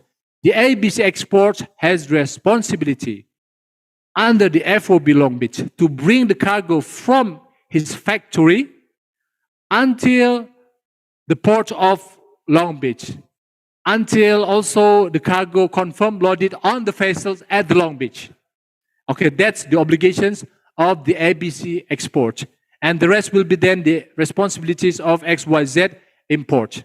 As you can see on the screen right now, that's FOB Long Beach, which is indicates on the sales contract. Okay, I give you also the other examples of the document that used in transporting the goods by maritime transport. This is what we call as the bill of lading. We have two different bill of lading. This is just the example. So, however, in this bill of lading actually doesn't indicate the Incoterms directly, but indirectly we know what is actually the Incoterms is used, both the seller and the buyer. As you can see in the circle, we have that one, ocean freight prepaid. It means that if prepaid, the freight is paid or payable at the origin. Prepaid. Prepaid means that the freight, the transporting of the good by maritime is paid by the seller. If in this case, the seller pay for the freight. So my question is to everybody, what are Incoterms rules that are applicable on this bill of lading? If the freight is prepaid, the freight is paid by the sellers. So my questions to the participants, what are Incoterms are actually applicable if the freight is prepaid? Can anybody guess? Yes. Yeah, I see Ibu Laisa from Batam. Yes, Ibu Laisa, raise hand. Yeah, can you guess what are Incoterms if the freight is prepaid? Can you guess, Bu Laisa? Yes, I can guess, but please correct me if I'm wrong. Yeah, no problem. Yes, Bu. Based on the if we see the bill of lading, so we choose delivery duty paid because from buyer until the goods accepted by us in our warehouse in buyer, so we choose delivery duty paid because the already paid by the prepaid by the seller. I think this. Yes, that's correct, Bulaisa. Thank you very much. That's correct, 100% for you. That's correct. The Incoterms, if we use prepaid, one of them is DDP, delivery duty paid, means that the freight is paid or payable at the seller side. Very good. Thank you very much, Bulaisa. And this is, please go back again to the slide. Please go back again to the slide. Yes, to the slide. Okay, yes, that's correct. And for prepaid, we have here, what are the Incoterms that are applicable at on the prepaid prepaid? Where is it? Okay, wait a second. It will be shown in the short moment. Next. Okay, here you go. Here we are. Okay, for freight prepaid, if the freight is paid by the seller, so it will be correct. DDP, CIF, and CIFR because the freight is arranged or controlled by the seller side. Okay, I believe that it is easy to understand. Yeah. So if the freight is prepaid, means that the seller has the obligations to arrange the transportations, including also the maritime. Okay, next, we have also the freight collect. The freight collect. Collect means the freight is collected at the destinations, or in this case that the buyer pay for the freight. The buyer has responsibility to book the space on the vessels. The buyer has responsibility to make the contract of the carriage. It means that the buyer should pay for the freight. So we have seen already, we are seeing already the Incoterms that applicable in the freight collect is FOB or ex-work, because FOB, the freight will be paid by the buyers at the destination, and also ex-work, because ex-work, the buyer has the responsibility to pick up the goods at the seller premises along the way onwards until the cargo arrives at the final destinations. Okay, good. Okay, next. The Incoterms also, we can also find the Incoterms in the other report. In this case, on the screen we can see that the BPS also make a report, monthly report, that indicates about the value of the good, about the import value of the good in Indonesia between the period of January to August in 2021 and also 2023, that indicate the value of the cargo weight using the Incoterms. On the left side, we see CIF value. So we see the value, the companies in Indonesia that import the cargo from the overseas using CIF, using the CIF. Those the value. We saw there are several, we are seeing this, there are several cargo or several items that ordered by the importers. We see, for example, like engines. We have also sugar and also other type of cargoes that by the buyers in Indonesia by using CIF. And also in the opposite way, the indications of the value of the goods by using FOB. The value of the good by using FOB in terms of export. We see the export value by using the FOB. So this is how the Incoterms works. Not only the function of the response to define the responsibilities between the seller and the buyer, but also applicable in reports such as PPS, which is they publish every month about the value of the goods that involved in Indonesia. Okay, next. Incoterm exercise. Okay, before we jump to Incoterm exercise, because this is the question from from the channel to the audience. But before that, we go back again to the question and answer session. Now we have the questions. We have the question from Pak Yoki. Yeah, from Pak Yoki. Okay, Pak Yoki, what is your questions? Please unmute your mic so we have interactions. What is your questions, Pak Yoki?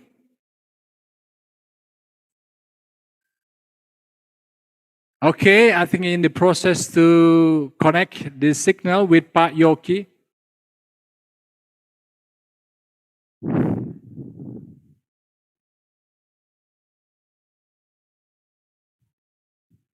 Okay, I think I just need to read the questions from Pak Yoki, which is he has already published the question in the chat Zoom in the chat. Yes, Pak Yoki send the question: who is responsible if there is an accident? There is an accident, ship tilt or cargo falls into the sea. Okay, cargo falls into the sea by using the FOB system. Is it when the officer releases the ship's rope or when the ship is sailing? We have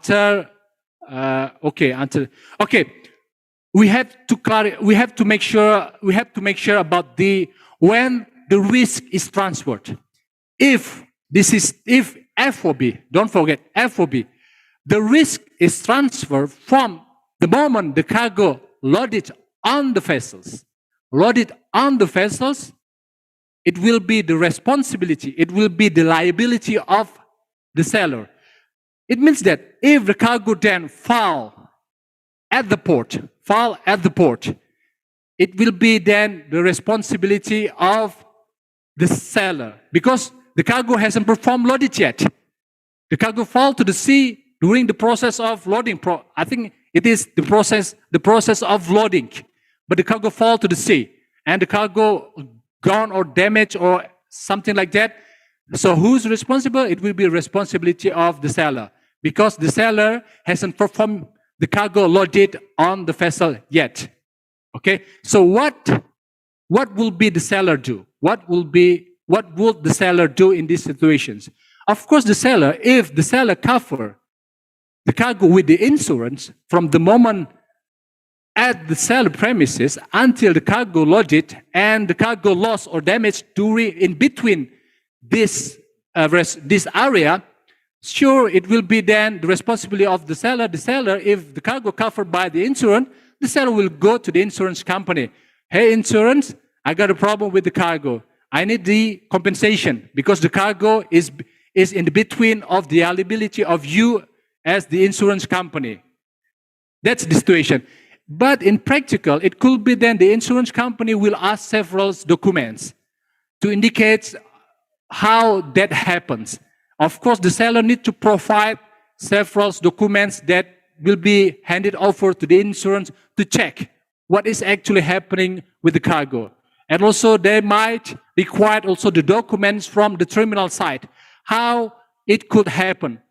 For example, if it is the fault of the officer in the port that caused the cargo fall to the sea, of course, it will be then terminal take action on it. How could it happen? Then the insurance company will jump in to deal with that situation. It could be the terminal will pay the compensation because this is the fault from the terminal side. This is the fault from the terminal side. I think hope that answered the questions here. Okay, next we have the other question from Pak Iriandi Pandu. Pak Iriandi Pandu, yeah. Okay, please, Pak Iriandi Pandu. I saw that you raised your hand. Pak Iriandi Pandu. Yes, Pak Iriandi Pandu. Good morning. How are you, Pak Iriandi? Morning, sir. I'm fine. Okay, thank you. Sir. Okay. Yes. Okay. My question is, what you experience when you, as long as to become in the 10 years in the Pelindo, the small or the big problem about the logistic that we know that maybe the same problem also we have, that we want to know your experience how to resolve this problem. Thank you, sir. Yes. Thank you. Yes, Thank you, I have. When I work at the freight forwarding company, one of the case that I faced in my company, there was an import cargo from Antwerp, if I'm not mistaken, Belgium. I think it was 2 or 3 containers, which is the inside of the containers is second-hand engine. There is an engine for certain purpose of the buyers. The buyers located at around West Jakarta. So once the cargo arrived at Tanjung Priok, there was a big hole on the corner of the container, a big hole. Wow, we surprised. The port told us, hey, because we are the forwarder, of course they will contact us as the forwarder first, not to the buyer, because the buyer put everything in terms of the transporting of the good to us as the forwarders. We surprised. We went to the port, we went to the terminal, and we asked the terminal what happened with the container. What happened to the container? We did the investigations. Where the cargo happened, hold, that create hold. And eventually, we know that the cargo was hauled not at the port of destination, but the port of loading. It was something problem during the loading site at the port of origin. Okay, we asked the supporting documents from the port. We asked our agent, our branch in the Belgium. So I need the documents. We need to do claim to the insurance company because the cargo at that time was covered by the insurance. And the other side, we need to inform to the buyers. The buyers, hey buyers, unfortunately, one of the container, there was a hole on the container. We need to check. And the buyer said, okay, I need to check first the cargo inside of the container. They didn't want to perform, they didn't want to claim that situation to the insurance company first because they need to check the cargo inside of the cargo. Okay, let's say we then release the cargo from Tanjung Priok port, okay? We brought the cargo by the truck to West Jakarta, and we opened the container, and we saw that the engines, the cargo, were actually covered by plastics. The whole engine actually were packaged, were covered by plastics. And that's the good news. That's the good news that we saw, because the cargo were covered by the plastic, and we saw there were a lot of waters getting into the container, because I think during the transport there was rainy and the rains get into the containers, and we saw there were the cargo were wet. And the buyer said, okay, I need to check the engine. If the engine was okay, then I have no problem. And fortunately, although the container damaged, however, the cargo inside of the container was okay, was no problem, because of the packaging was very secured, with very safety, and has no harmful to the cargo. And eventually, we didn't claim to the insurance, and the buyer said, okay, no problem, I could handle this. I don't need to ask the compensation from the insurance company because my cargo is okay. But what you need to do, what I need to do as the forwarder, I need to solve the problem with the liner, because there is a hole of the container. And we came to the shipping company and we told the history of the cargo get halt on the container, and the shipping company said, okay, I think this is the problem. I think the case happened at the port of origin. We will deal this one with the Antwerp port, and this is not your problem because it happens during the movement of the cargo at the origin, which is it will be our site at the shipping company and also at the terminal site. And case closed, everything was okay, and we continue our business. Okay, that's one of the examples that I experienced when I work at the freight forwarding company, which is the cargo get accidents, damage, only from the container side, but not inside of the cargo. Yes, thank you, Pak.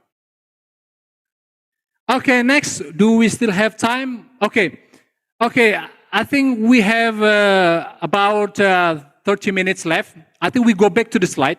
We go back to the exercise. Okay, ladies and gentlemen, as I have already said, we will have an exercise. There will be 3 questions from me to confirm our understanding about Incoterms. I have the questions. Please see the questions and answer the questions. This is about the cost that associated with the seller and the buyer. I need you to define between from that door to the logistic, from the seller's premises, transport to the buyer's premises, there are costs, and which cost that will be borne by the seller and which cost actually will be borne by the seller. And this is the questions number 1. Okay, next. Okay, ladies and gentlemen, this is the question number 1. So from the table below indicates the cost of transporting the goods or cargo by using a 40-foot container from the seller's factory in Rotterdam city. So port name is Rotterdam Port, to the buyer's factory, which is located here in Jakarta city. Port name is Tanjung Priok Port. And they are, as you can see on the screen, they are the list of the cost from the origin and as well at the port of loading, at the maritime side, port of discharge, and also at destinations. There are several activities, there are several costs that need to pay either the buyer or the seller. So the question is, if the seller and the buyer agreed to use FOB Rotterdam Port, okay, so it means this one is import, okay? How much the cost should every party bear? Okay, ladies and gentlemen, please, you might try this question. Please answer these questions about to calculate the cost that associated to the seller and the cost that associated to the buyer. Okay, I give you 2 minutes. To answer the questions. Please raise your hand if you have done with the calculations. 2 minutes from now. Start now.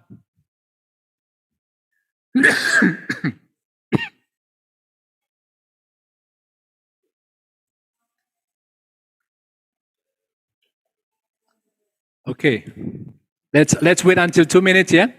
And yes, we have Ibu Raisa. Ibu Raisa already raised the hand, but now, not now, Ibu Raisa, just wait the others. I give 2 minutes, and I hope that there will be other participants also contribute to calculate the cost. With using this FOB. I believe this one is very simple and not difficult, because I use the numbers is just rounded number, yeah, to make easier, not too complicated, and also the activities, just common activities that we face, that we have already discussed in door-to-door logistics. Okay, we have Bu Laisa.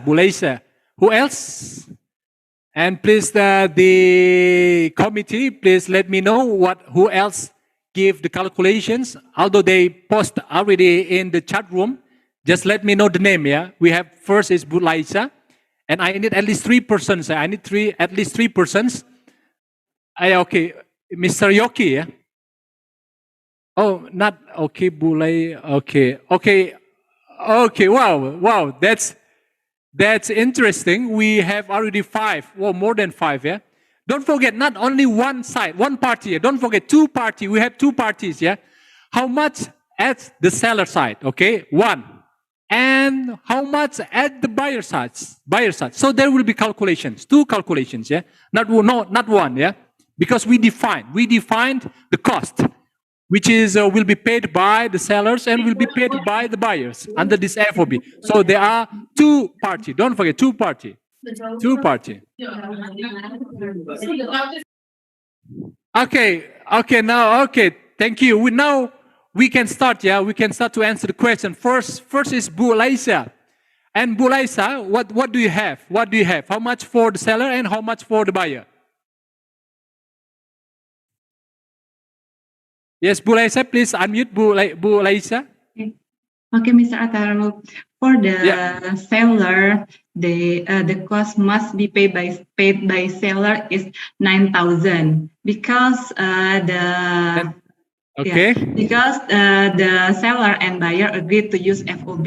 So from the point A and point B, the total. And B will be at the seller side, okay? Yes, until from the packaging until the loading on the ship. And from the buyer, they must pay in 14,000 from the point C until point E. Okay, so I summarize. So the seller side, it will be 9,000. 9,000, right. And from the buyer side, the total is 14,000. Okay, thank you. So from those, is there any different answer? Is there any different answer, the numbers? Is there any different answer? I need to check the participant who answered differently. Not the similar one, but the different one. Okay, we have Yos. Yeah, you have Yosdrian. Please have a look, Mr. Yosdrian. Mr. Yosdrian, what is your calculation, Mr. Yosdrian? Would you please unmute the mic? Oh, Mr. Yosdrian, you have Mr. Yosdrian. Would you please unmute the mic? Okay, wait a moment. Okay, no problem. We need to check the different answer. Yeah. Yes, Mr. Yosdrian. How you can get that number?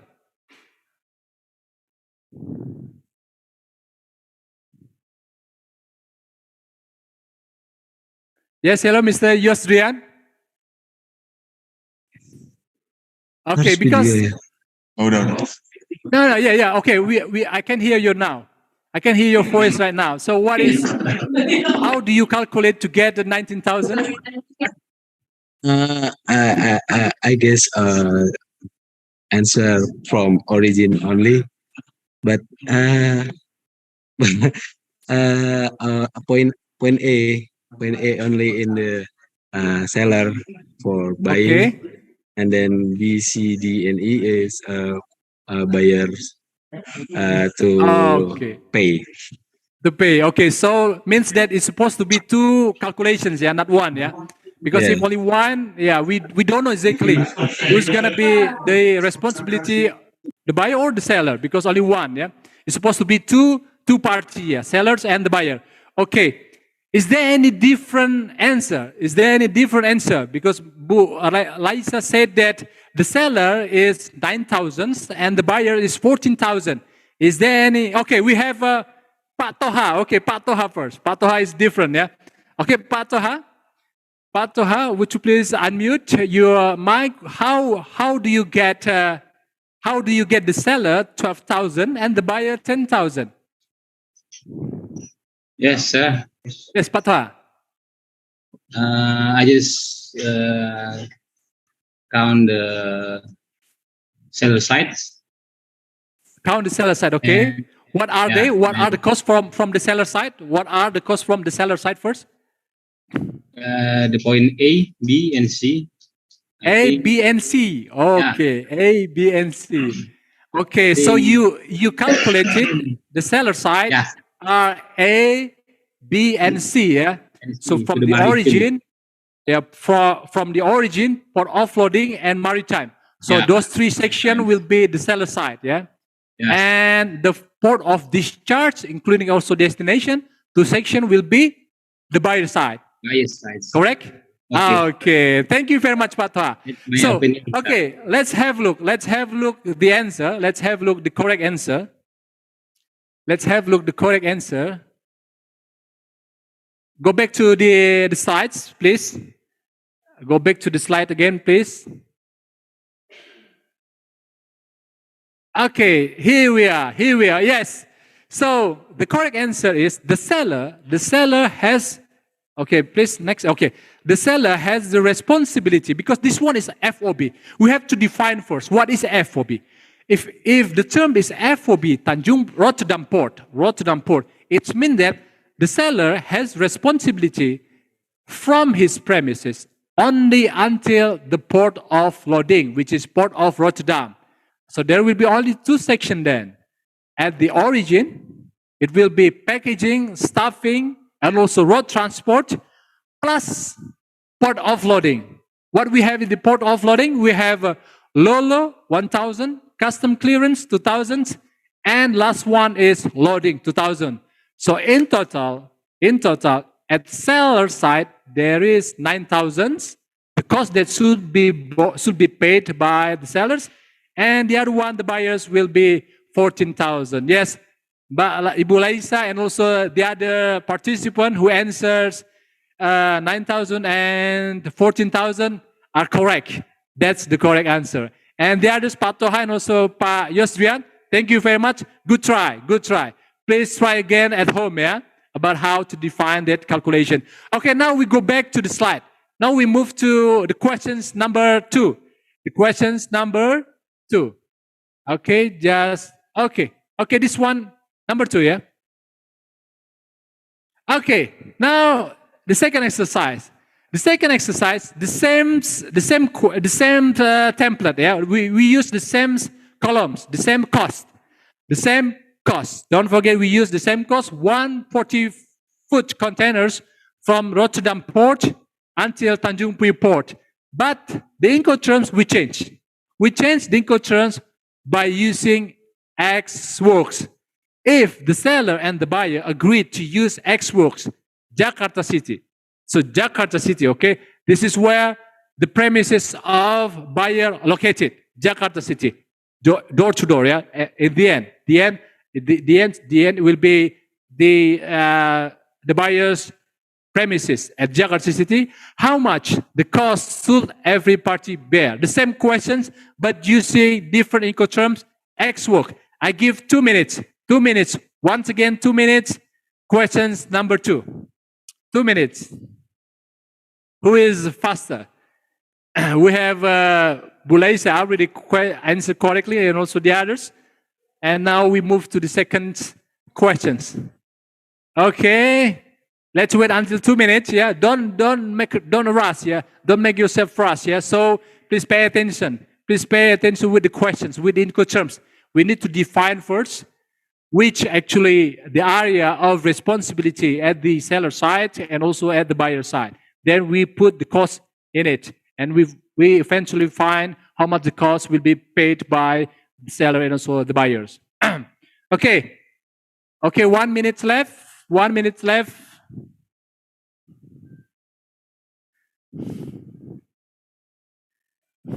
Okay, 30 seconds left.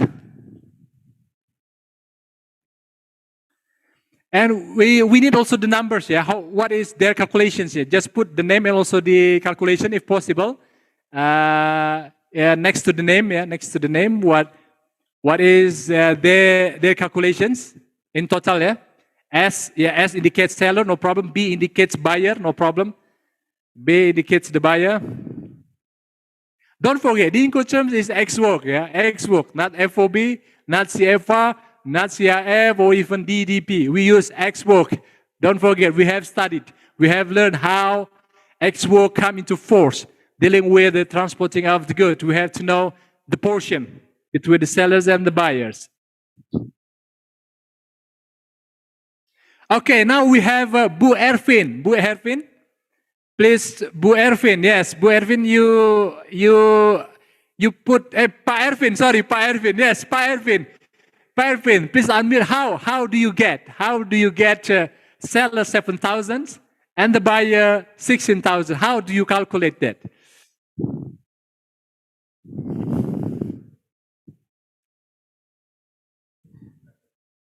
Or before we come to your answer, my question is, what is the responsibility of the seller in Incoterms? Do you have what do you think? What is the responsibility of the seller in this case if we use Incoterms?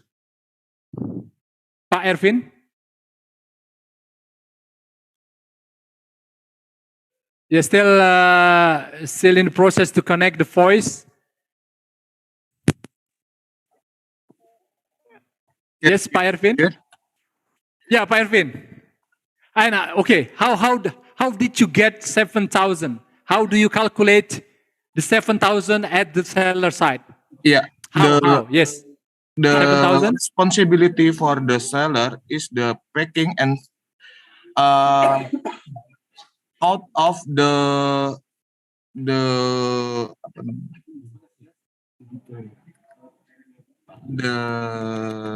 Apa sih namanya? The store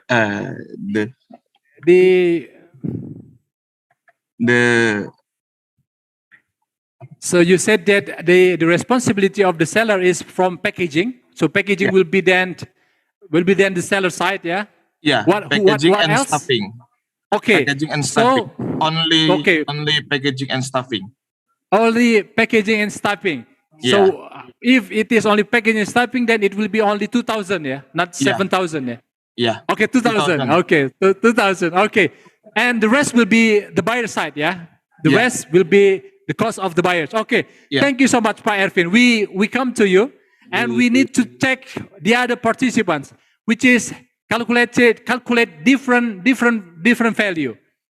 Is there any? Okay, we have okay, Pak Surya, yeah, Pak Surya from PEL. Pak Surya from PEL, what is your answer, Pak Surya? Okay, there are many numbers here on the chat room, yeah, so it's a little bit difficult to summarize the whole course. Okay, Pak Surya, would you please unmute your mic? How much do you get? Yes, Pak Surya.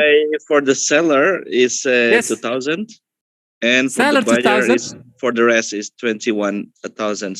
Why? Because for the exports is the boundary limit is the boundary limit is up to stuffing. For the road transport is buried to the buyer. Okay, thank you very much. So the seller's responsibility will be packaging and the stuffing. Yeah. So it means that 2,000. Yeah, 2,000 at the seller side. Okay, and the rest will be how much? The rest will be at the buyer side, which is 22. Yeah, I think it is 22. Yeah, 22,000. Yeah. 22,000, yeah? Am I correct? Yes. Okay, thank you, Pak. Thank you very much. Okay, next, last one. I need different number from the participant. So Pak Surya, I think the same like Pak Ervin, yeah? The seller side will be 2,000 and the buyer side will be, I think, 22,000, yeah? 22,000. Is there any difference value? I need different value. Okay, what we have here, please go back to number 3. Who is number 3? Go up. Yeah, number 3 we have. Okay, Pak Roy Simanjuntak. How much do you get, Pak Roy? Don't forget the question is a little bit tricky, guys. The question is a little bit tricky. Yeah, the question. Yeah. Please. The question is go back. Pak Roy, yes. The cost should every party bear to seller, match origin, packaging, stuffing, and road transport. It's to seller. Okay.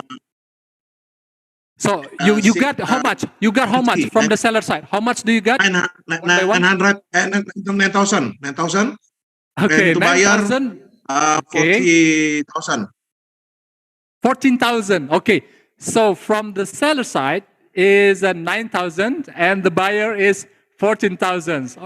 Okay, thank you, Pak. Okay, I'm sorry, I apologize from that 3 questions. No one answered correctly. Yeah, Unfortunately, I need to check the number. I need to check. Please go down a little bit. I need to check which ones answered correctly. Which one answered correctly? Go down again.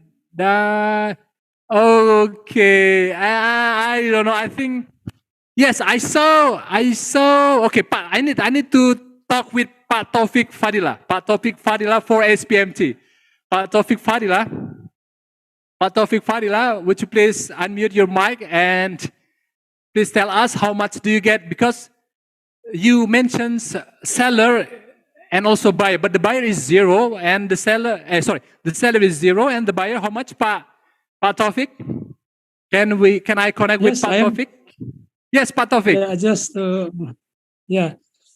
Because with X work system, yes, trading with X work system, the buyer responsibility for everything. Okay, the buyer. Yes, yeah. That's mean all the costs are responsibility by us buyer. Yeah. Okay. Thank you very much, Pak. Thank you very much. So, Pak, you said just now that in X work, everything will be handled by the buyers, not the sellers. But don't forget. So actually, you close, Pak. You mentioned correctly the buyers is 23,000, but the seller responsible. Don't forget the seller need to provide the good. But in providing the good, okay, this is the correct answer. Next. But in providing the good, don't forget the seller need to provide the good. Of course, the seller need also to do packaging because the packaging is part of the seller's responsibility. Okay, that's correct. The X work will be handled all activities by the buyers. However, the seller still need to perform one thing: packaging.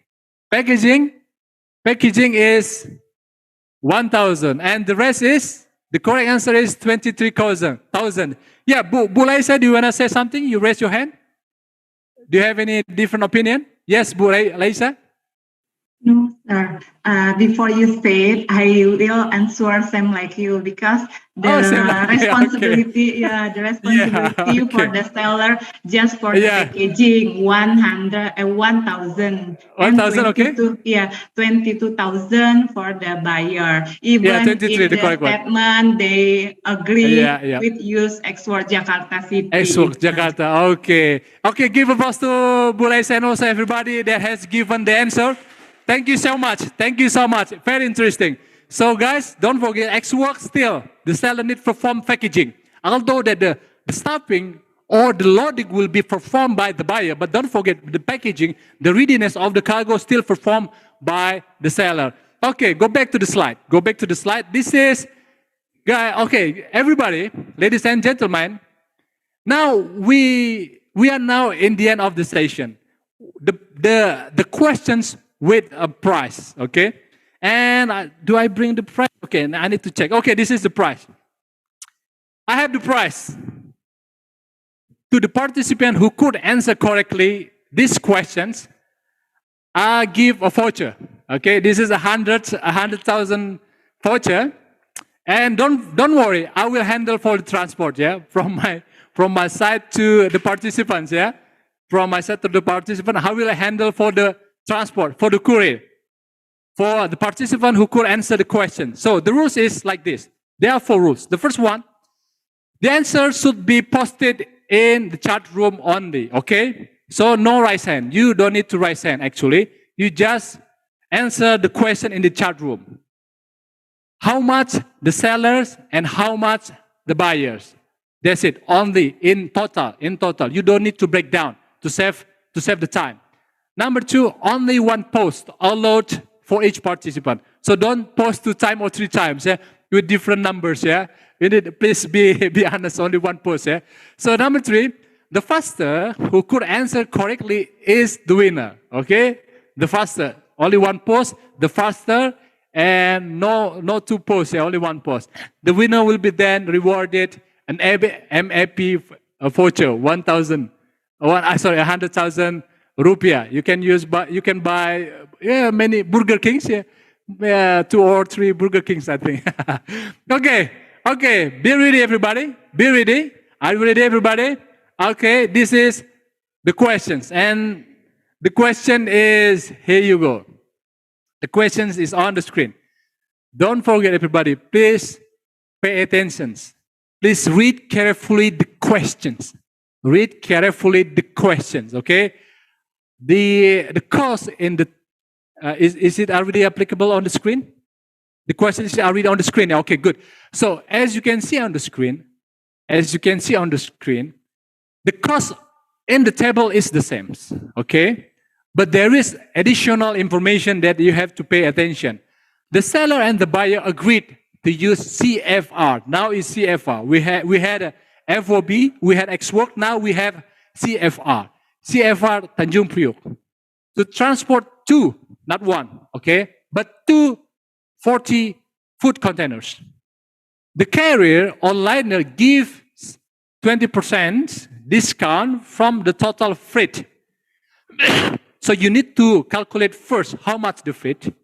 From that freight, it will be discount. Okay, discount, of course, it will be the benefit to the party who pay for it.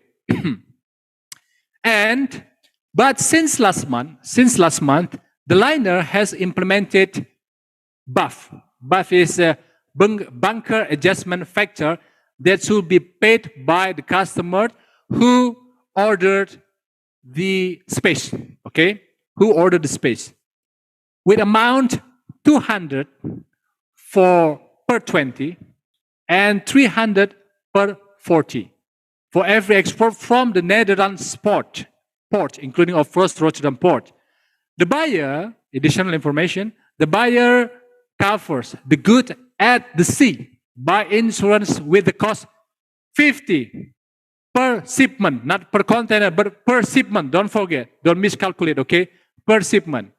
During the stripping process at the factory, the forklift driver hit the wall. A container that causes dented, damage. There's damage of the container, not the cargo side, but the container. After the empty container inspection at the depot, the use of the container should compensate 400 per container for such damage, for such dented, okay? So the question is, how much the cost should every party bear? Okay, start from now. I give 3 minutes. 3 minutes. Don't make yourself in a rush, okay? Please read the questions carefully. Read the questions carefully, okay? Read the question carefully.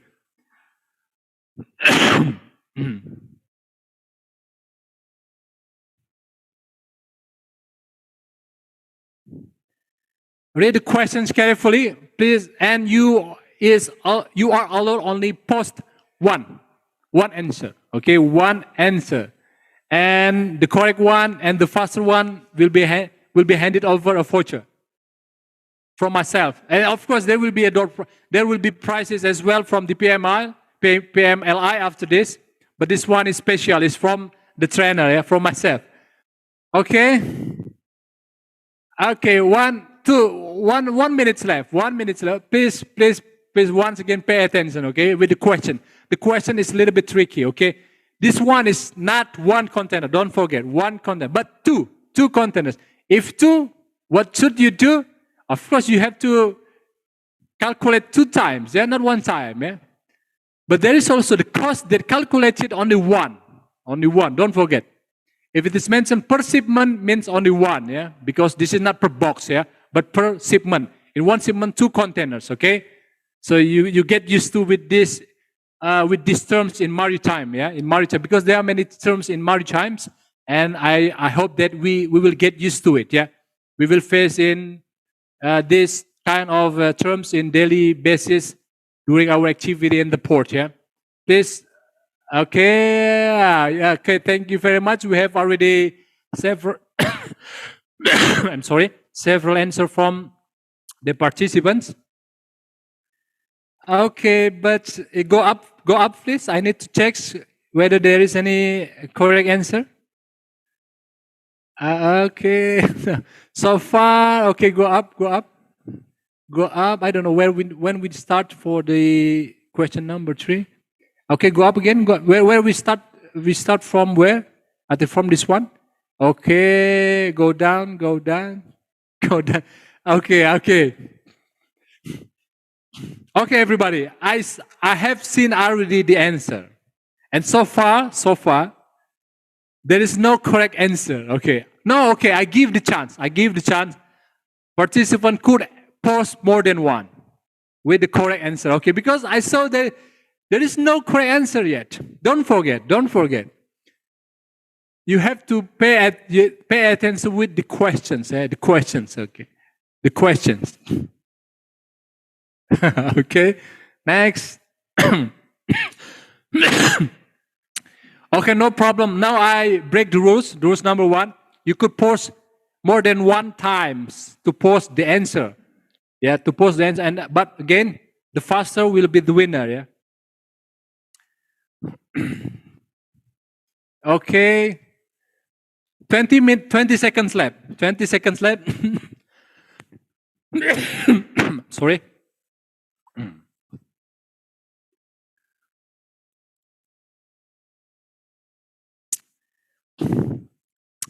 Okay.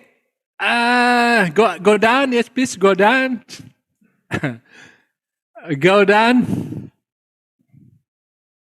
Okay, don't forget not one calculation, but 2. Yeah, we have 2 parties, the seller and the buyer. So we have to calculate how much at the seller side and also how much at the buyer side under CFR Tanjung Priok. Yeah, under CFR Tanjung Priok.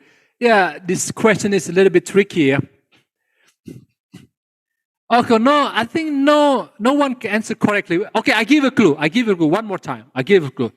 You need to times 2 times because there are 2 containers. Okay, no 1 container. In the table, that's for 140 food container. Okay, but since the shipment is 2 containers, we have to calculate times 2 times. Yeah, not 1 time, but 2 times. Multiple by 2, not multiple by 1. Okay? Once again, multiple by 2, not multiple by 1. Okay. Okay. It's close. I saw there is a close. Yeah. Okay. 20. Okay. 10, 9, 8, 7, 6, 5, 4, 3, 2, 1. Okay, time is up. Time is up. Close the chat. Now I'll show you the answer. And I need the committee. Please check whether there is participant who answered correctly. Yeah, both the seller and the buyer. So, ladies and gentlemen, don't forget, as I already mentioned, the cargo is 2 containers, not 1. So it means that we have to multiply the container into 2 times, not 1 time. For example, at the origin, we have packaging, okay, we have stuffing, and we have also road transportations. Then we have to time into 2 containers. So here we have the cost at the origin. For the total is 4,000, but since the container is 2, means that it will be double then, 8,000 at the origin. And at the port offloading, 5,000, since there are 2 containers, it will be 10,000. And at the maritime side, okay, thank you. Okay, just write it down who is answered correctly. And at the maritime, ocean freight, for 1 container is 3,000. But we have 2 containers, it will be, of course, it is 6,000. But the seller, because the one who paid the freight, got deduction, got the discount from the carrier. It's 20% from the total freight. So the seller got the discount 1,200, okay? And buff. There is buff, but buff is only for 40. Don't calculate for the 20 because we don't have 20 containers. They are transported, only 40. So means that we use 300 because there are 2 containers. Then we have to multiply with 300. So the cost is 600. And also at the buyer side, we have at the port of discharge, we have 2 containers with 16,000 in total. At the destinations, we have road transport and also tripping and cargo dented. Don't forget, the container dented only 1 container, not 2, okay? Because the forklift hit only a container, 1 container. So don't misunderstanding here. 1 container, not 2 container. So the cost is 400. So the 400 will belongs to the buyer side because it happens at the area of the buyer side. The responsibility is at the buyer side. And the last one is insurance. Although the shipment is CFR, not CIF, but the buyer initiate to buy the insurance. and the cost, of course, will be at the buyer side with 50. So in total, the seller cost in total is 23,400, and at the buyer side, the total is 32,450. Okay, that's the answer. So who is answered correctly? Okay, only one. So the participant who could answer correctly, Aldo is not 100% correct, yeah. So Mr. Arafi, yeah, am I correct? Pak Rafi, yeah. Pak Rafi mentioned seller correct with 23,000 with and 400. However, the buyer side is wrong, yeah. And only Pak Rafi, yeah. Okay. And what about the rest? So the rest still incorrect. Okay, no problem. Okay. But since I don't want to bring the voucher to myself, to my house, okay, I will give this voucher to Pak Rafi. Yeah? Okay, give applause to Pak Rafi, yeah? because could answer correctly, although it is only one, but no problem. This is the vouchers belongs to you. Okay, Pak Rafi, could you please unmute your mic? I need to talk with you. Okay, Pak Rafi. Hello, Mas Ali. So, how do you feel to get a voucher? Yeah, I feel glad. How do you feel? I feel glad to get 100,000 rupiah for MAP. Yeah, I can buy Starbucks maybe. Yeah, you want to buy Starbucks? Okay, you could buy Starbucks for this MAP. Okay. Yeah.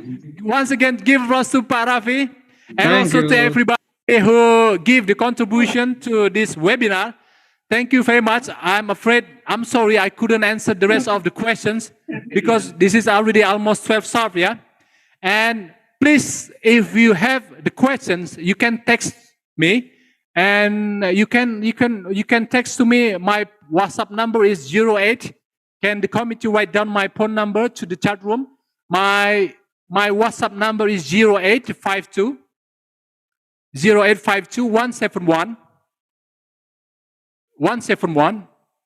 77 incorrect 171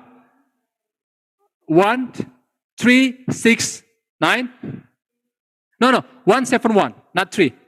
1736930. Okay, 0852 171 36930. This is my WhatsApp number. I really apologize that I couldn't answer all of the questions. We cannot do the more interactions in terms of dealing with the Incoterms because we have a limited time. This is very interesting to get to know you everybody around the Pelindo's branches, regionals, and also the subs holdings. Thank you very much for your contributions. I really apologize if there is something that make you feel inconvenience during my presentations. And I believe there is something that you can take from this webinar. And I believe that it will be also beneficial for every party that has already listened to the webinar, and hoping we can meet again in the next webinar with different session, with different topic, hopefully, inshallah. And this is the last for myself, and I give the floor to the MCs, to Bu Fafa. Give applause to everybody. Thank you very much. See you. Bye-bye.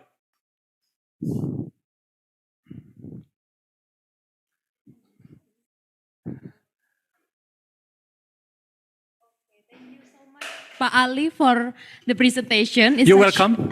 Actually, from the Zoom chat, we have so many answers from the exercise. Okay. I can mention all the answers. All the answers. Yes. Okay, no problem. So I apologize. Yeah, we apologize. Yeah, because at least we have jot down one of the correct answer from Pak Rafi. Yeah. Yes. So I apologize if there is any other correct answers, but we didn't note it. Yes. We note only until the time is stop, so then we calculate it for the rest of the answers. Yeah. Okay. Yeah. Thank you so much, Pak Ali, no for problem. your You're welcome. presentation. Thank you so much. Terima kasih juga kepada Bapak Ibu peserta webinar yang sudah mengikuti acara ini dari pagi sampai dengan siang hari ini, luar biasa. Antusiasmenya di kolom chat Zoom banyak sekali peserta yang menjawab dan kami memohon maaf apabila ada Bapak Ibu yang belum dapat kami akomodir jawabannya dalam presentasi webinar hari ini. Sekaligus saya ingin menginformasikan kepada Bapak Ibu peserta webinar yang baru saja bergabung mungkin atau baru saja tersambungkan kembali sinyalnya, mohon untuk dapat dipastikan bahwa Bapak Ibu itu mengisi link presensi yang kami bagikan. Karena nantinya link presensi yang kami tarik daripada kegiatan hari ini akan kami cocokkan dengan daftar hadir Bapak Ibu sekalian di Learning Wallet. Dan itulah yang nantinya akan kami hitung sebagai learning hours Bapak Ibu. Baik, kami masih ada hadiah lainnya di luar daripada hadiah yang diberikan oleh Pak Ali. Mohon bantuannya oleh tim dapat ditampilkan spin wheel. Jadi tadi sudah ada beberapa penanya yang melakukan pertanyaan dan nama-nama tersebut kami masukkan ke dalam spin wheel, di mana itu nanti akan kami putar dan kami undi seperti itu. Baik, terima kasih tim sudah menampilkan. Kita mulai untuk mencari pemenang hadiah pertama. Jadi ada 5 hadiah yang kami siapkan. Mohon maaf apabila ada nama Bapak Ibu yang belum kami cantumkan di sini karena banyak sekali Bapak Ibu yang sangat antusias. Jadi nanti kita bisa bertemu dan kita bisa memberikan lebih banyak hadiah lagi di webinar-webinar berikutnya. Baik, boleh dibantu tim diputarkan spin wheel-nya. Kita hitung bersama-sama 1, 2, 3.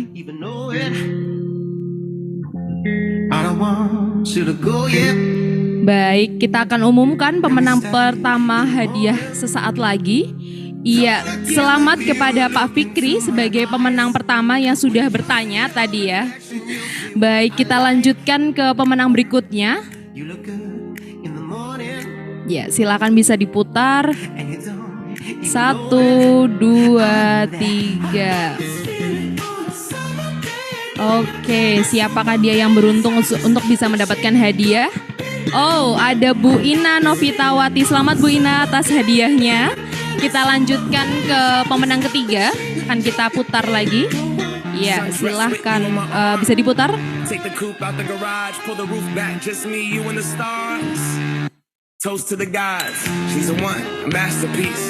Oke, siapakah yang beruntung? Oke, Bu Nur Fitri dari Pontianak. Terima kasih Bu Nur Fitri.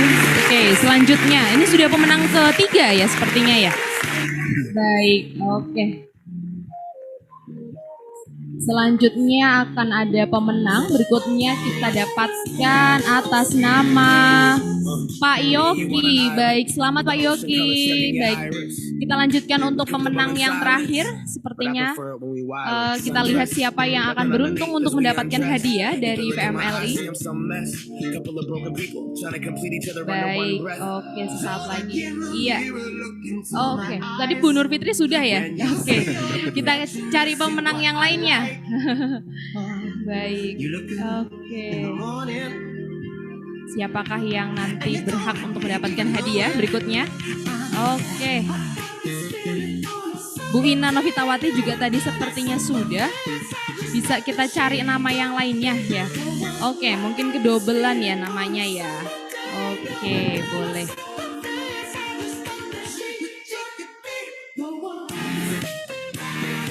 Oke, baik. Selamat kepada Pak Irian Dipandu sebagai pemenang hadiah kelima pada webinar siang hari ini. Kembali kami mengingatkan untuk Bapak Ibu bisa mengisi link presensi yang diinformasikan di kolom chat Zoom. Dan juga sebelum kami tutup, kami akan ada sesi foto bersama terlebih dahulu. Mohon bantuannya tim untuk bisa mempersiapkan sesi foto bersama ini dan juga kami himbau kepada Bapak Ibu sekalian untuk bisa mengaktifkan kamera Zoom-nya, kemudian menggunakan background Zoom yang telah kami sediakan dan bisa menyiapkan senyum terbaiknya. Baik, foto Zoom ini akan saya hitung bersama-sama. Saya akan memberikan aba-aba. 1, 2, 3. Iya, oke, baik. Kita akan coba beberapa kali foto karena kebetulan ada banyak sekali slide Zoom pada siang hari ini Bapak Ibu ya. Ada sekitar 20 slide Zoom, jadi bisa ditahan dulu senyumnya. Baik, oke, kita Foto lagi, 1, 2, 3. Oke, baik. Bisa di next slide, tim. Kita coba lihat slide berikutnya ini ya, supaya semuanya itu tertangkap oleh kamera. Baik, oke, 1, 2, 3. Oke, baik. Next slide, 1, 2, 3.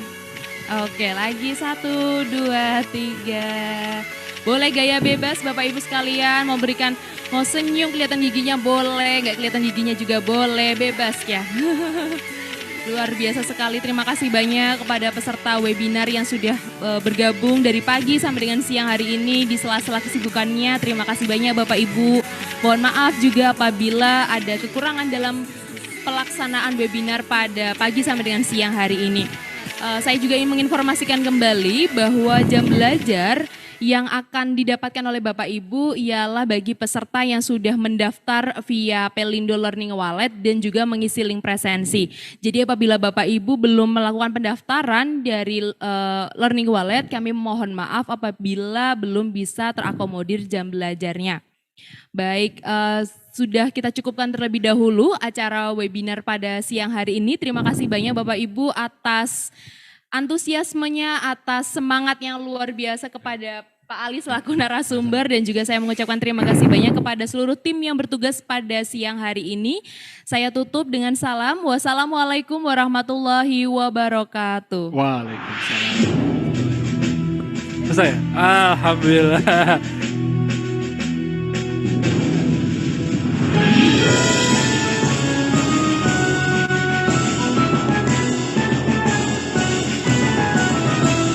Sabang sampai Merauke berjajar pulau-pulau, sang menyambung menjadi satu, itulah Indonesia. Indonesia tanah airku, aku berjanji padamu, menjunjung tanah airku Indonesia.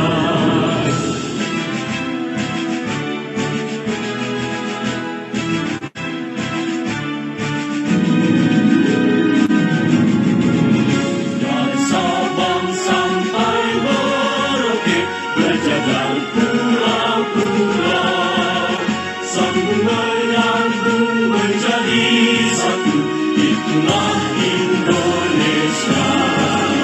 Indonesia tanah airku, aku berjanji padamu, menjunjung tanah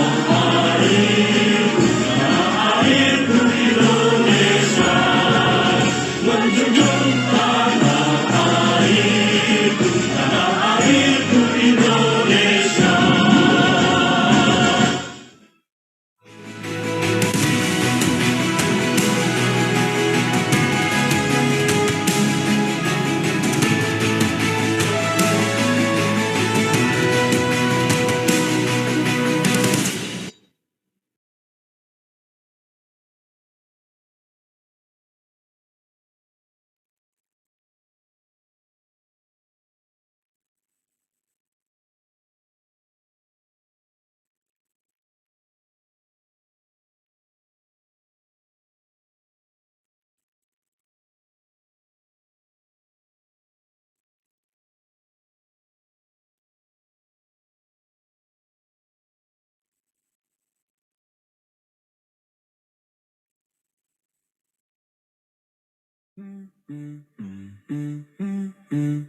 That's the motto. Throw back with no chaser, with no trouble. Popping that moe, baby, let's make some bubbles. Puffing on that gelato, wanna be seeing double. Gotta do what you gotta believe in. We ain't got no plans to leave it. Tell all of your friends to be here. We ain't gonna sleep all weekend. Oh, you know, it's the motto. Drop a few pills and pop a few champagne bottles. Throwing that money like you just won the lotto. We've been up all damn summer, making that bread and butter. Tell me, did I just stutter? It's the a few bills and pop a few champagne bottles. Throwing that money like you just